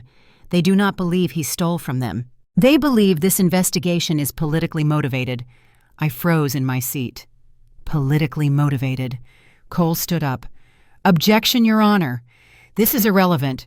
It is highly relevant," Sterling argued, "because the person who signed the arrest warrant is none other than the defendant's sister-in-law, Judge Simone Carter." A murmur went through the courtroom. Heads turned. Reporters began typing frantically on their phones. Sterling continued, his voice rising with theatrical outrage. "We have a situation where a newly appointed federal judge has used the power of her office to settle a personal vendetta against her family. Judge Carter has a history of hostility toward my client. She is jealous of his success. She is estranged from her parents. This arrest was an act of revenge, Your Honor, not justice." I felt the blood drain from my face. It was a lie, a vicious, calculated lie. I had recused myself from the case. I had signed the warrant only because I was the duty judge that night and the evidence was overwhelming. Judge Rodriguez looked skeptical. "Mr. Sterling, these are serious accusations. Do you have any proof of this vendetta?" "I do," Sterling said. "I would like to invite Mr. Reginald Carter to speak." My heart stopped. "No," I whispered. "Dad, do not do it."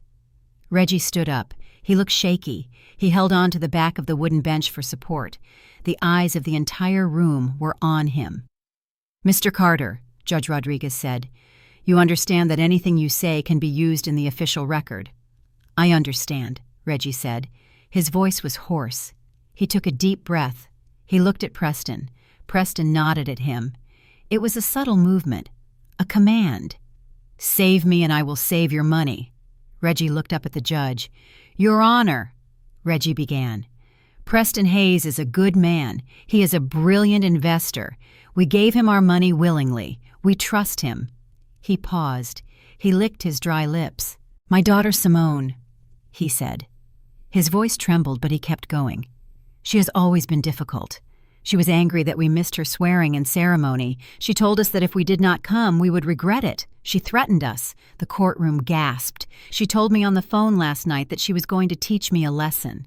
Reggie continued. He was gaining confidence now, fueled by his own desperation. She said she wanted to see us humbled. I believe she orchestrated this raid to humiliate us and to ruin Preston because she is jealous of his lifestyle. I sat in the back row, unable to breathe.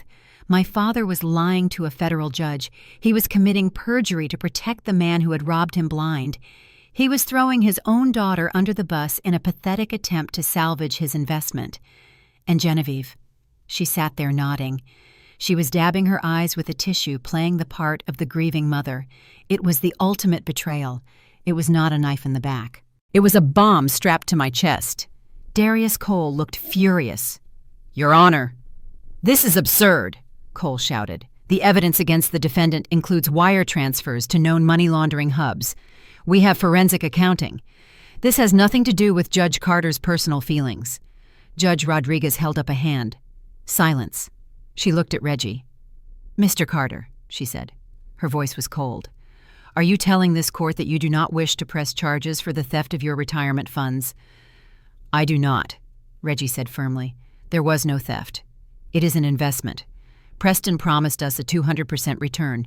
If you let him out on bail, he can fix this. He can get our money back." The judge stared at him. She looked at him with the same pity one might offer a rabid dog before putting it down. "Mr. Carter," she said, "I have reviewed the financial records.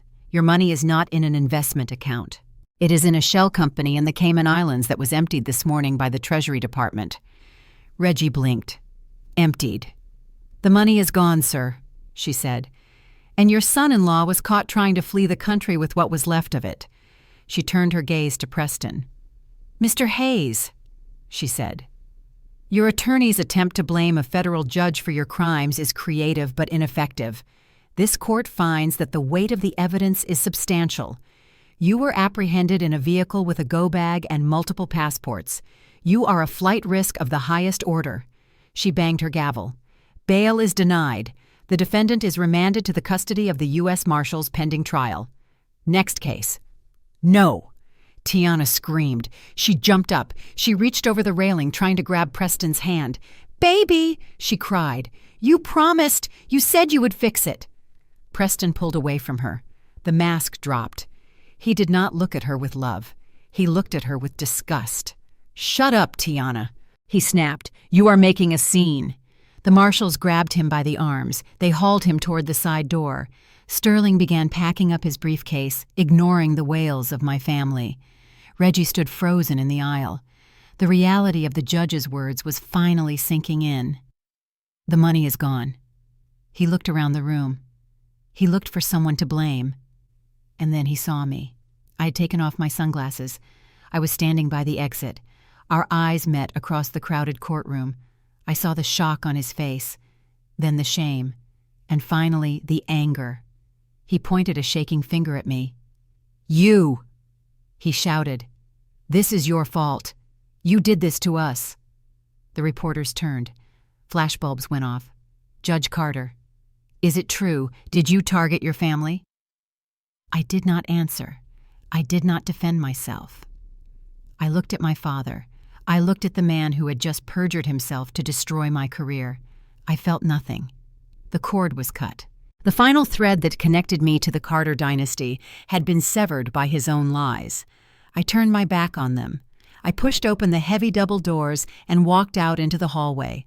Darius Cole was waiting for me. He looked concerned. "Judge," he said, "I am sorry about what happened in there. We will strike his testimony from the record. It was clearly coerced." "It does not matter, Mr. Cole," I said. My voice was calm, unnaturally calm.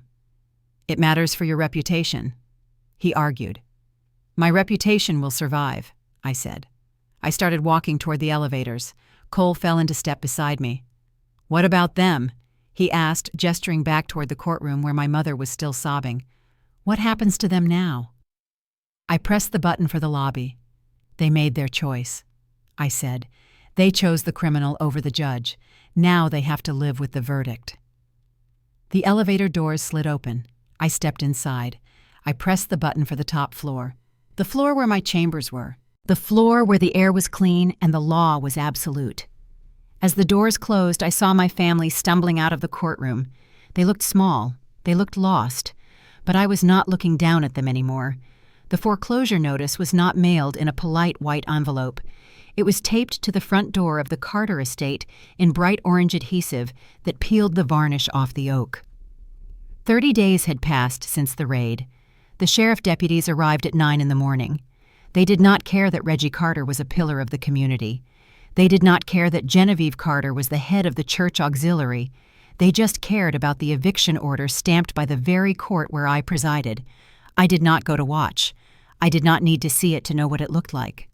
I knew my mother would be trying to pack her crystal stemware while the movers were hauling out the sofas. I knew my father would be standing in the driveway arguing with the bank representative trying to use a credit score that was now underwater to negotiate a stay of execution. They took what they could carry. It was pathetic, really. Louis Vuitton trunks filled with clothes they had nowhere to wear. A humidor of Cuban cigars that Reggie grabbed instead of family photo albums.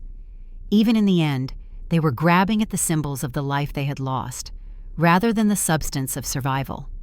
But the loss of the house was just the beginning. The house was just wood and stone. The real death happened slowly in the spaces where they sought refuge. It started at the First African Methodist Episcopal Church. Genevieve Carter had been a member for 25 years. She was the treasurer of the women's ministry. She sat in the third pew on the left every single Sunday, wearing a hat that blocked the view of everyone behind her. On the first Sunday after the eviction, she walked into the sanctuary with her head held high. She was wearing her best navy suit. She was pretending that nothing had happened. She was pretending that her son-in-law was not sitting in a federal detention center charged with stealing money from half the congregation. She walked toward her usual seat. Sister Betty, the head usher, stood in the aisle. She was a formidable woman with a grip like iron. She stepped in front of Genevieve, blocking her path. "Good morning, Sister Betty," Genevieve said. She forced a bright, brittle smile. Betty did not smile back. She did not move. "Mrs. Carter," Betty said. Her voice was loud enough to carry over the organ music. "We have assigned you a new seat." "A new seat?" Genevieve blinked. "But I always sit in the front." "Not today," Betty said. "The Board of Trustees met last night. Given the nature of the charges against your family and the fact that the church building fund is currently missing $50,000 that your son-in-law managed, we feel it is inappropriate for you to sit in a place of honor." The sanctuary went silent. 300 heads turned. Genevieve clutched her purse. "I did not steal anything, Betty," Genevieve hissed. "I am a victim too." Betty looked her up and down. "You drove the car, Mrs. Carter," Betty said. "You drank the champagne. You bragged about the returns. You recruited people in this very room to invest with him.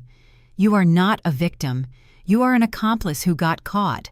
She pointed a gloved finger toward the back of the church. "The overflow seating is in the vestibule. You can sit there. Or you can leave."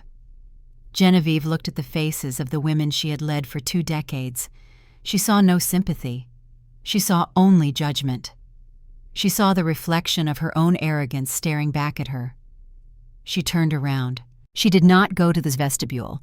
She walked out of the heavy wooden doors and into the parking lot where she had to call a taxi because she no longer had a car. Across town, Tiana was facing her own tribunal. She stood at the counter of gold and silver pawnbrokers on Crenshaw Boulevard.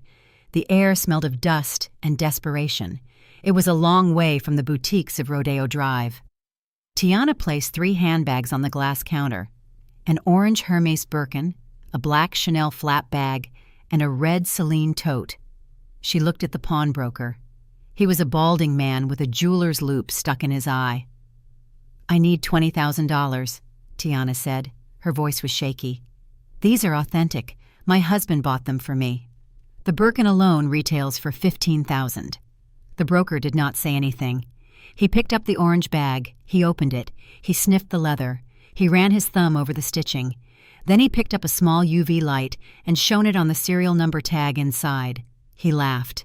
It was a short, dry bark of a laugh. He pushed the bag back across the glass. "I can give you $50 for the lot," he said. $50, Tiana shrieked. "Are you crazy? This is Hermes. It is French leather. It is vinyl from a factory in Guangzhou," the broker said. He picked up the Chanel bag.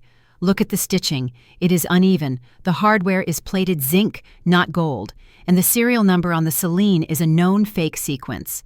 He leaned over the counter. Lady, these are knockoffs. Good ones. But they are worthless. Your husband bought these on Canal Street, not in Paris. Tiana stared at the bags. She remembered the day Preston gave them to her. It was her birthday. He had made a big show of the orange boxes. He had told her she looked like a queen carrying them. It was all a lie. Every single second of her life for the past 3 years had been a counterfeit production. She felt the room spin. She grabbed the orange bag. She wanted to scream. She wanted to throw it through the window. But she needed the money. She needed to buy food. She needed to pay for the prepaid phone minutes to call her lawyer. Take them, she whispered. The broker counted out 5 $10 bills. He slid them under the glass partition. Tiana took the money. Her hands were trembling. She walked out of the shop. She stood on the sidewalk clutching $50. A week ago, she would have spent this on a salad. Now it was her lifeline for the next 3 days. She looked at her reflection in the shop window. Without the designer bag, without the jewelry, without the arrogance, she looked small. She looked ordinary. She looked like exactly what she was, a girl who had brought nothing to the table and was now starving. While my family was being dismantled piece by piece, I was sitting in a booth at a small Ethiopian restaurant in Harlem. The lighting was warm. The air smelled of spices and injera bread. Sitting across from me was Dr. Langston Pierce. He was a professor of constitutional law at Columbia. He had ink stains on his fingers and a smile that reached his eyes. We had met in the law library 3 weeks ago. He had not asked me about my salary. He had not asked me about my connections. He had asked me about my opinion on sentencing reform. He tore off a piece of bread and scooped up some lentils. So, he said, I saw the news about the arraignment. The hearing was all over the legal blogs. Your father's testimony was quite creative. I took a sip of honey wine. Creative is a polite word for it, I said. He perjured himself, Langston. He tried to destroy my career to save a thief. Langston looked at me. His gaze was steady. It was not pitying. It was understanding. It must hurt, he said. To see them choose the lie over you. It used to hurt, I said. I looked down at my hands. They were clean. They were steady. But now I just feel relief. Relief, he asked. I nodded. For my entire life, I have been trying to buy their approval, I said. I thought if I achieved enough, if I became a judge, they would finally respect me. But they cannot respect me, Langston, because they do not respect themselves. They define their worth by what they own, and now that they own nothing, they are nothing. I looked up at him. I cut them off, I said. I blocked their numbers. I told the security desk at the courthouse to bar them from entry. I am done. Langston reached across the table. He covered my hand with his. His skin was warm. That is not cruelty, Simone, he said softly. That is survival. You cannot save people who are determined to drown, especially when they are trying to use you as a flotation device. I squeezed his hand. It was the first time in years I had felt a touch that did not want something from me. I am not lonely, I realized with a start. My family was sleeping in a motel room with peeling wallpaper on the side of the highway. They were huddled together in their shared misery. But I was here. I was sitting with a man who valued my mind. I was doing work that mattered. I was eating a meal I had paid for with money I had earned honestly. I raised my glass. To survival, I said. Langston smiled. He clinked his glass against mine. To the truth, he said, and to the woman who was brave enough to tell it. We drank. The wine was sweet. Outside the window, the city moved on. The sirens wailed, the taxis honked, the world was chaotic and loud, but at my table there was peace. And for the first time since I put on the robe, I knew that I was exactly where I was supposed to be. The courtroom smelled of lemon floor wax and nervous sweat. It was a smell I knew better than the expensive perfume my mother used to wear to Sunday service. But today I was not sitting on the high bench. I was not wearing the heavy black robe that signaled my authority. I sat in the front row of the gallery. My hands were folded in my lap. I was just another spectator watching the machinery of the federal government grind my family into dust. Judge Harrison sat high above us. He was a stern man with a face like carved granite who had mentored me during my clerkship years ago. He looked down at the defendant table where Preston Hayes sat slumped in an orange jumpsuit. The transformation was grotesque. The expensive Italian suits were gone. The silk ties were gone. The Patek Philippe watch that he used to flash like a beacon of success was gone. All that was left was a small man with a bad haircut and a trembling voice. Without his costume, Preston looked exactly like what he was, a predator who had been defanged. "Mr. Hayes," Judge Harrison said. His voice boomed through the room without the aid of a microphone. "You have entered a plea of guilty to 18 counts of wire fraud, securities fraud, and money laundering." The judge paused. He looked over his reading glasses. "Under the federal sentencing guidelines, you are facing a significant term of incarceration. Do you have anything to say before I pass sentence?" Preston stood up. The chains around his waist rattled. It was a hollow, metallic sound that echoed in the silence. He did not turn to face the judge. He turned slowly until he was facing the gallery. He did not look at me. He looked past me. He looked directly at the 3 people sitting in the second row, Reggie, Genevieve, and Tiana. My parents looked like ghosts. My father was wearing a suit that hung loosely on his frame because he had lost 15 pounds in the last month. My mother was clutching a hymnal from church as if it were a shield. Tiana was staring at the floor, refusing to look at the husband who had ruined her life. "Your Honor," Preston began. His voice was quiet at first, but then it gained a surprising amount of strength. "I did terrible things. I know that. I broke the law. I moved money through shell companies. I lied to the SEC." He took a step closer to the wooden railing that separated him from his victims. "But I want the court to know that I did not do this alone." A ripple of murmurs went through the room. The court reporter's fingers flew across her stenotype machine. "I did not have to force anyone to give me their money," Preston said. A cruel smile touched his lips. It was the ghost of his old arrogance. He pointed a shaking finger at my father. "Look at them, Your Honor, my in-laws. They are sitting there looking like martyrs. But the truth is much uglier." Reggie flinched. He looked up, his eyes wide with horror. "They begged me to take it," Preston said. His voice dripped with venom. "They knew the returns were impossible. I told them the fund was yielding 200%. Any rational person knows that is a lie. Any honest person knows that is a scam." He leaned against the railing, but they did not care. They were so desperate to be rich. They were so desperate to look down on their neighbors and their own daughter that they handed me their life savings without reading a single page of the contract. "Stop it," Genevieve whispered. Her voice was a broken whimper. "Greed is a powerful drug. Your Honor," Preston shouted. His face was flushed. "And they were addicts. I was just the dealer." He looked at Tiana. "And her," he sneered. "My wife. She spent $50,000 a month on clothes and jewelry. She never asked where the money came from. She did not want to know. As long as the champagne kept flowing, she was happy to look the other way. She was not a partner. She was a parasite." Tiana gasped. She covered her mouth with her hand. The glass ring on her finger caught the fluorescent light. It looked dull and cheap. "I am guilty, Your Honor," Preston concluded. He turned back to the judge. "But do not call them victims. Call them accomplices. They wanted the glory without the work. And when the bill came due, they pointed the finger at me." He sat down. The silence in the courtroom was suffocating. I watched my father shrink in his seat. He looked small. He looked old.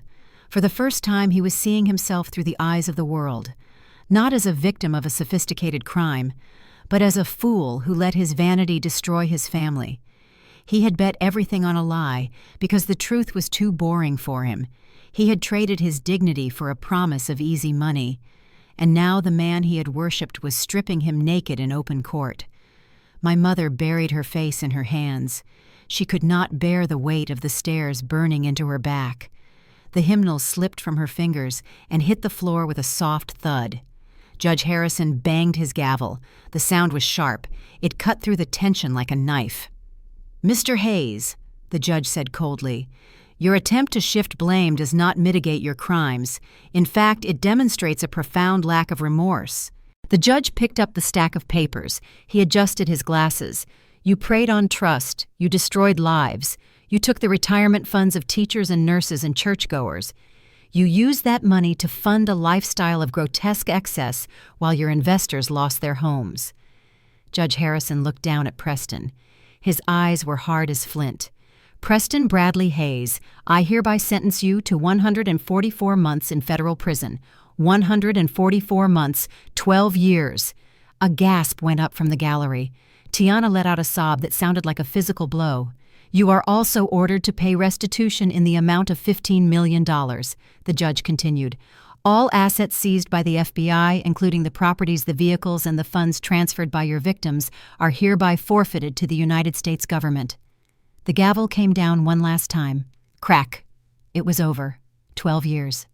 Preston would be a middle-aged man when he saw the sky without bars. The arrogance would be ground out of him day by day in a 6x8 cell. I stood up. I did not look at Preston as the marshals hauled him away. He was shouting something to his lawyer, but the sound was swallowed by the commotion of the courtroom. I looked at my parents. They sat frozen in the wreckage of their lives. They had no house. They had no money. They had no pride left to protect. The truth had been spoken into the record, and it could not be unsaid. Reggie stared straight ahead. His eyes were empty.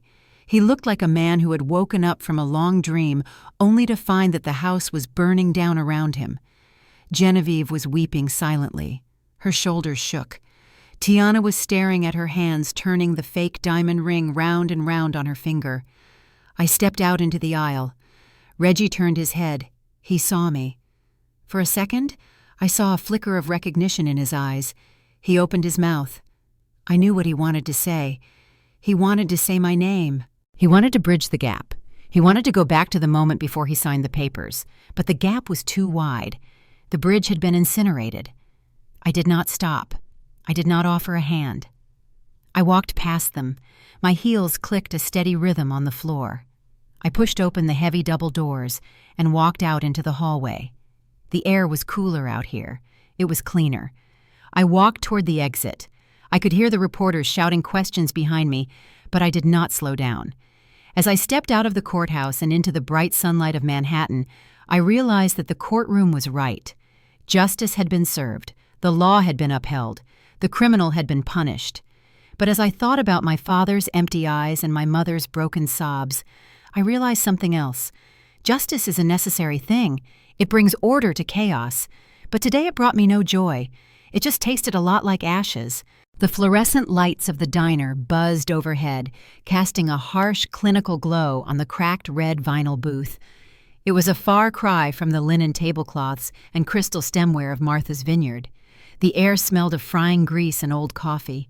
It was the scent of poverty. Reggie and Genevieve sat across from me, huddled over their plates like refugees from a war they had started themselves. My father ate his cheeseburger with a desperate intensity that was painful to watch. He held the sandwich with both hands, as if he were afraid someone might snatch it away.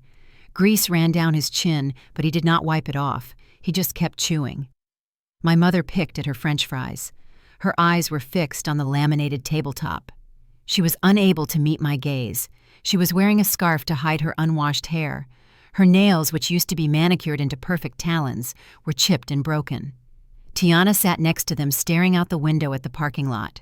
She was looking at the empty space where her SUV used to be. She was not eating. She looked like a ghost who was haunting her own life. I took a sip of my iced tea. The condensation was cold against my fingers. I did not eat. I was not there for the food. I was there to deliver a verdict. So, Reggie said. He swallowed a heavy bite of meat. He wiped his mouth with a paper napkin that shredded against his stubble. We appreciate you coming, Simone. We really do. He tried to smile. It was a ghastly expression.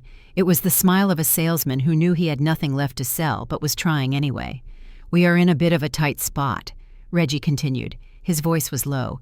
He leaned across the table conspiringly. The bank has been unreasonable. Completely unreasonable. They locked the doors before we could get our winter coats. Can you imagine? It is illegal, really. I am thinking of suing them once this confusion with Preston is cleared up. I stared at him. There is no confusion, Dad, I said. My voice cut through the clatter of silverware. The bank took the house because you signed it away. You are not going to sue anyone. You do not have a lawyer. You do not have an address. Reggie flinched. The smile faltered. Well, yes, he stammered. That is the immediate problem. We need a place to land, just for a few weeks, just until the accounts are unfrozen. He looked at Genevieve, nudging her under the table. Genevieve looked up. Her eyes were red and watery. Simone, she said. Her voice was a wheeze. We cannot stay at the motel anymore. The mattress smells like smoke. There are bugs. It is not safe for two women alone. She reached out and touched my hand. Her fingers were cold. You have that beautiful apartment in the city, she said. The penthouse. You have a guest room. It would only be for a month. We would stay out of your way. We could cook for you. We could be a family again. I pulled my hand away. I placed it in my lap. I looked at the three of them. They looked small. They looked pathetic. But beneath the misery, I saw the same old entitlement. They still believed that my success was their safety net. They still believed that after everything they had done, they could just walk into my sanctuary and claim sanctuary. I cannot do that, Mom, I said. What do you mean you cannot? Genevieve asked. Her voice rose an octave. We are your parents. We are homeless. You have plenty of room. No, I do not, I replied. My voice was steady as a heartbeat. My apartment is 2,000 square feet. It is plenty of room for me, but it is far too small to contain your egos. There was a stunned silence at the table. My egos, Reggie sputtered. He looked offended. Simone, we are destitute. We are not asking for a handout. We are asking for family loyalty. Family loyalty, I repeated. I laughed. It was a dry, humorless sound. Do you remember what you told me when I got accepted to law school, Dad? I asked. Reggie froze. He stopped chewing. He did not look up. I remember, I continued. You told me it was a waste of my pretty years. You told me that men do not like women who argue. You told me that my job was to find a husband who could take care of me so I would never have to work a day in my life. I looked at my mother. And you, Mom, I said. You told me that Tiana was the smart one because she secured the bag. You told me that marrying Preston was the ultimate achievement. You measured success by the size of a diamond and the zip code of a house. Genevieve flinched as if I had slapped her. A single tear rolled down her cheek, cutting a track through her foundation. She did not say a word. She knew she had lost the right to speak. Well, look where that philosophy got you, I said, leaning forward. My voice was hard. It was the voice I used when sentencing a repeat offender. You bet your lives on a man because you were too lazy to bet on yourselves. You wanted the shortcut. You wanted the prestige without the work. You mocked me for choosing a government salary. You mocked me for serving the public. You called me boring. I gestured around the diner. And now you are sitting in a diner eating a $10 meal that you cannot afford to pay for, while the boring daughter is the only reason you are not starving tonight. Reggie looked down at his plate. The half-eaten burger looked gray and unappetizing. The bravado drained out of him, leaving only a tired old man. You are right, Reggie whispered. What did you say? I asked. I said you are right. Reggie looked up. His eyes were wet. We were wrong, Simone. We were wrong about everything. Preston, the money, you. He took a shaky breath. I am sorry, he said. I looked at him. I heard the words. I saw the regret. But it was too late. An apology born of necessity is not an apology. It is a negotiation tactic. I nodded slowly. I accept your apology, Dad, I said. But an apology does not pay rent, and it does not buy back a house. I signaled the waitress. She walked over, popping her gum. She dropped the check on the table. It landed with a soft flutter. Reggie stared at the slip of paper with terror. He patted his pockets instinctively but stopped. He did not have a wallet. He did not have a bank account. He was completely helpless. He looked at me. His eyes were pleading.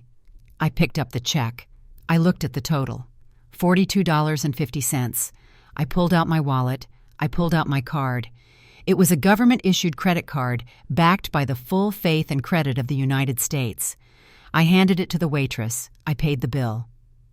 Reggie let out a long breath. He slumped against the booth. "Thank you," he whispered.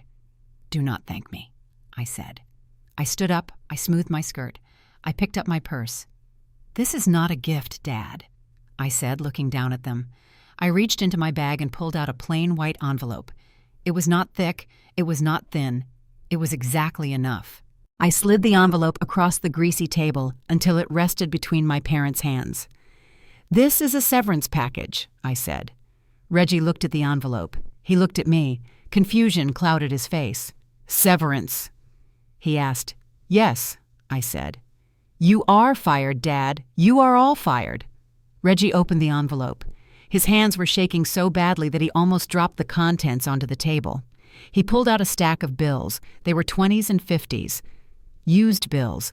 The kind of money you get from an ATM, not the crisp blue strips from a bank vault. He counted it. His lips moved silently. $2,000. He looked up at me, confusion warring with gratitude in his eyes. $2,000, he whispered. "Thank you, Simone. This will help. We can get a hotel room for a week. We can buy some decent clothes for court." I shook my head. "No, Dad," I said. "You are not listening." I pointed at the money. "That is not for a hotel room. That is a security deposit on a studio apartment in Inglewood.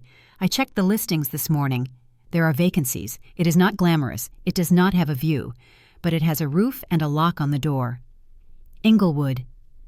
Genevieve gasped. She looked horrified. "But that is miles away. It is not safe. It is safer than sleeping in a car," I said. I looked at Tiana. She was watching the money with hungry eyes. She looked ready to snatch it from my father's hands. I reached into the envelope again. I pulled out a folded piece of paper. "I do not have cash for you, Tiana," I said. "But I have something better. I have a reality check." I pressed the paper into her hand. She unfolded it. Her brow furrowed in confusion. She read the first line, then the second. "What is this?" she asked. Her voice was flat. "It is a list of local businesses that are currently hiring," I explained. "The cafe downstairs in the courthouse needs baristas. The cleaning service for the federal building is looking for night shift janitors. The grocery store on 4th Street needs cashiers." Tiana stared at the paper as if it were covered in poison. "You want me to work at a grocery store?" she asked. Her voice rose to a shriek. "I have a degree in art history. I am a socialite." "You were a socialite," I corrected her. "Now you are the wife of a felon with 0 assets and a mountain of debt." I took a step closer, forcing her to look me in the eye. "You spent your entire life thinking your value came from the man standing next to you. You thought I was a failure because I worked for a living. You thought I was beneath you because I chose a career over a husband. Well, Tiana, look at where we are now." I gestured to my suit, to my calm hands, to the credit card I had just put back in my wallet. "I am a federal judge, and you are unqualified for anything that does not involve spending money you do not have." Tiana crumpled the paper in her fist. Tears streamed down her face. "I cannot do this," she sobbed. "I do not know how to work." "Then you will learn," I said, "just like I did, just like everyone else in this world who does not have a trust fund." I turned back to my parents. "This is the last money you will ever receive from me," I said. "Do not call me when it runs out. Do not call me when the rent is due. You are going to learn how to survive. You are going to learn what it feels like to earn every cent you spend." I picked up my purse. "You are going to learn the lesson you refuse to teach me. Independence is not a backup plan. It is the only plan." I turned and walked toward the door. "Simone, wait!" Genevieve called out. Her voice was desperate. "Please, we are family." I stopped. My hand rested on the cool metal of the door handle. I looked back one last time. They sat in the harsh light of the diner booth. 3 broken people clutching a small stack of bills and a list of minimum wage jobs. They looked terrifyingly ordinary. "I used to beg for you to open the door," I said softly. "I used to stand outside knocking, hoping you would let me in. But I learned the hardest lesson of all." I pushed the door open. The night air rushed in cool and clean. Some doors, once they are slammed shut, lock from the inside. I walked out. I did not look back. I got into my car and drove toward the city, leaving them to count their cash and their regrets under the buzzing neon sign. Monday morning came with the crisp clarity of winter sunlight. I stood in my chambers adjusting the yoke of my robe. The black silk settled around me like a second skin. It was heavy, but it was a good weight. It was the weight of purpose. I looked in the mirror. The woman staring back was not the daughter who had been left at the airport. She was not the sister who had been mocked for her ambition. She was not the victim of a family tragedy. She was complete. I walked into the courtroom. The bailiff's voice rang out clear and strong. "All rise!" The sound of shuffling feet and rustling fabric filled the air as everyone stood. Prosecutors, defense teams, the gallery. They stood for the office, and they stood for me. I climbed the steps to the high bench and took my seat. The view from up here was clear. I picked up the gavel. I felt the smooth wood against my palm. It was the tool that had broken my family's chains and built my new life. A small, private smile touched my lips. I brought the wood down with a sharp, authoritative crack. Court is now in session. Across town in the fluorescent aisle of a supermarket, Tiana Carter stood behind Register 4. Her feet ached in sensible shoes. She wore a green apron that smelled of bleach. "Excuse me?" A customer snapped, waving a coupon in her face. "This expired yesterday. Can I still use it?" Tiana looked at the woman. She looked at the coupon for 50 cents off laundry detergent. A year ago, she was drinking champagne on a yacht. Now she was arguing about soap. She took a deep breath. She swallowed her pride. It tasted bitter, but it was nourishment. "I have to call the manager," Tiana whispered. She kept her head down, terrified that someone from her old life might walk in. Beep, beep, beep. The sound of the scanner was the metronome of her new existence. She was on the other side of history now, and I was exactly where I belonged. This story is a brutal yet necessary reminder that blood is not always thicker than water, especially when that water is poisoned by greed. Nia's journey teaches us that self-worth must be internally generated, not outsourced to family approval or societal status. Her family's downfall wasn't just about financial ruin. It was the inevitable collapse of a life built on shortcuts and validation from others. True power isn't in the diamonds you wear or the golden child title you hold. It lies in the integrity you keep when no one is watching and the courage to set boundaries with those who cannot afford your value. Success is the best revenge, but peace is the ultimate prize.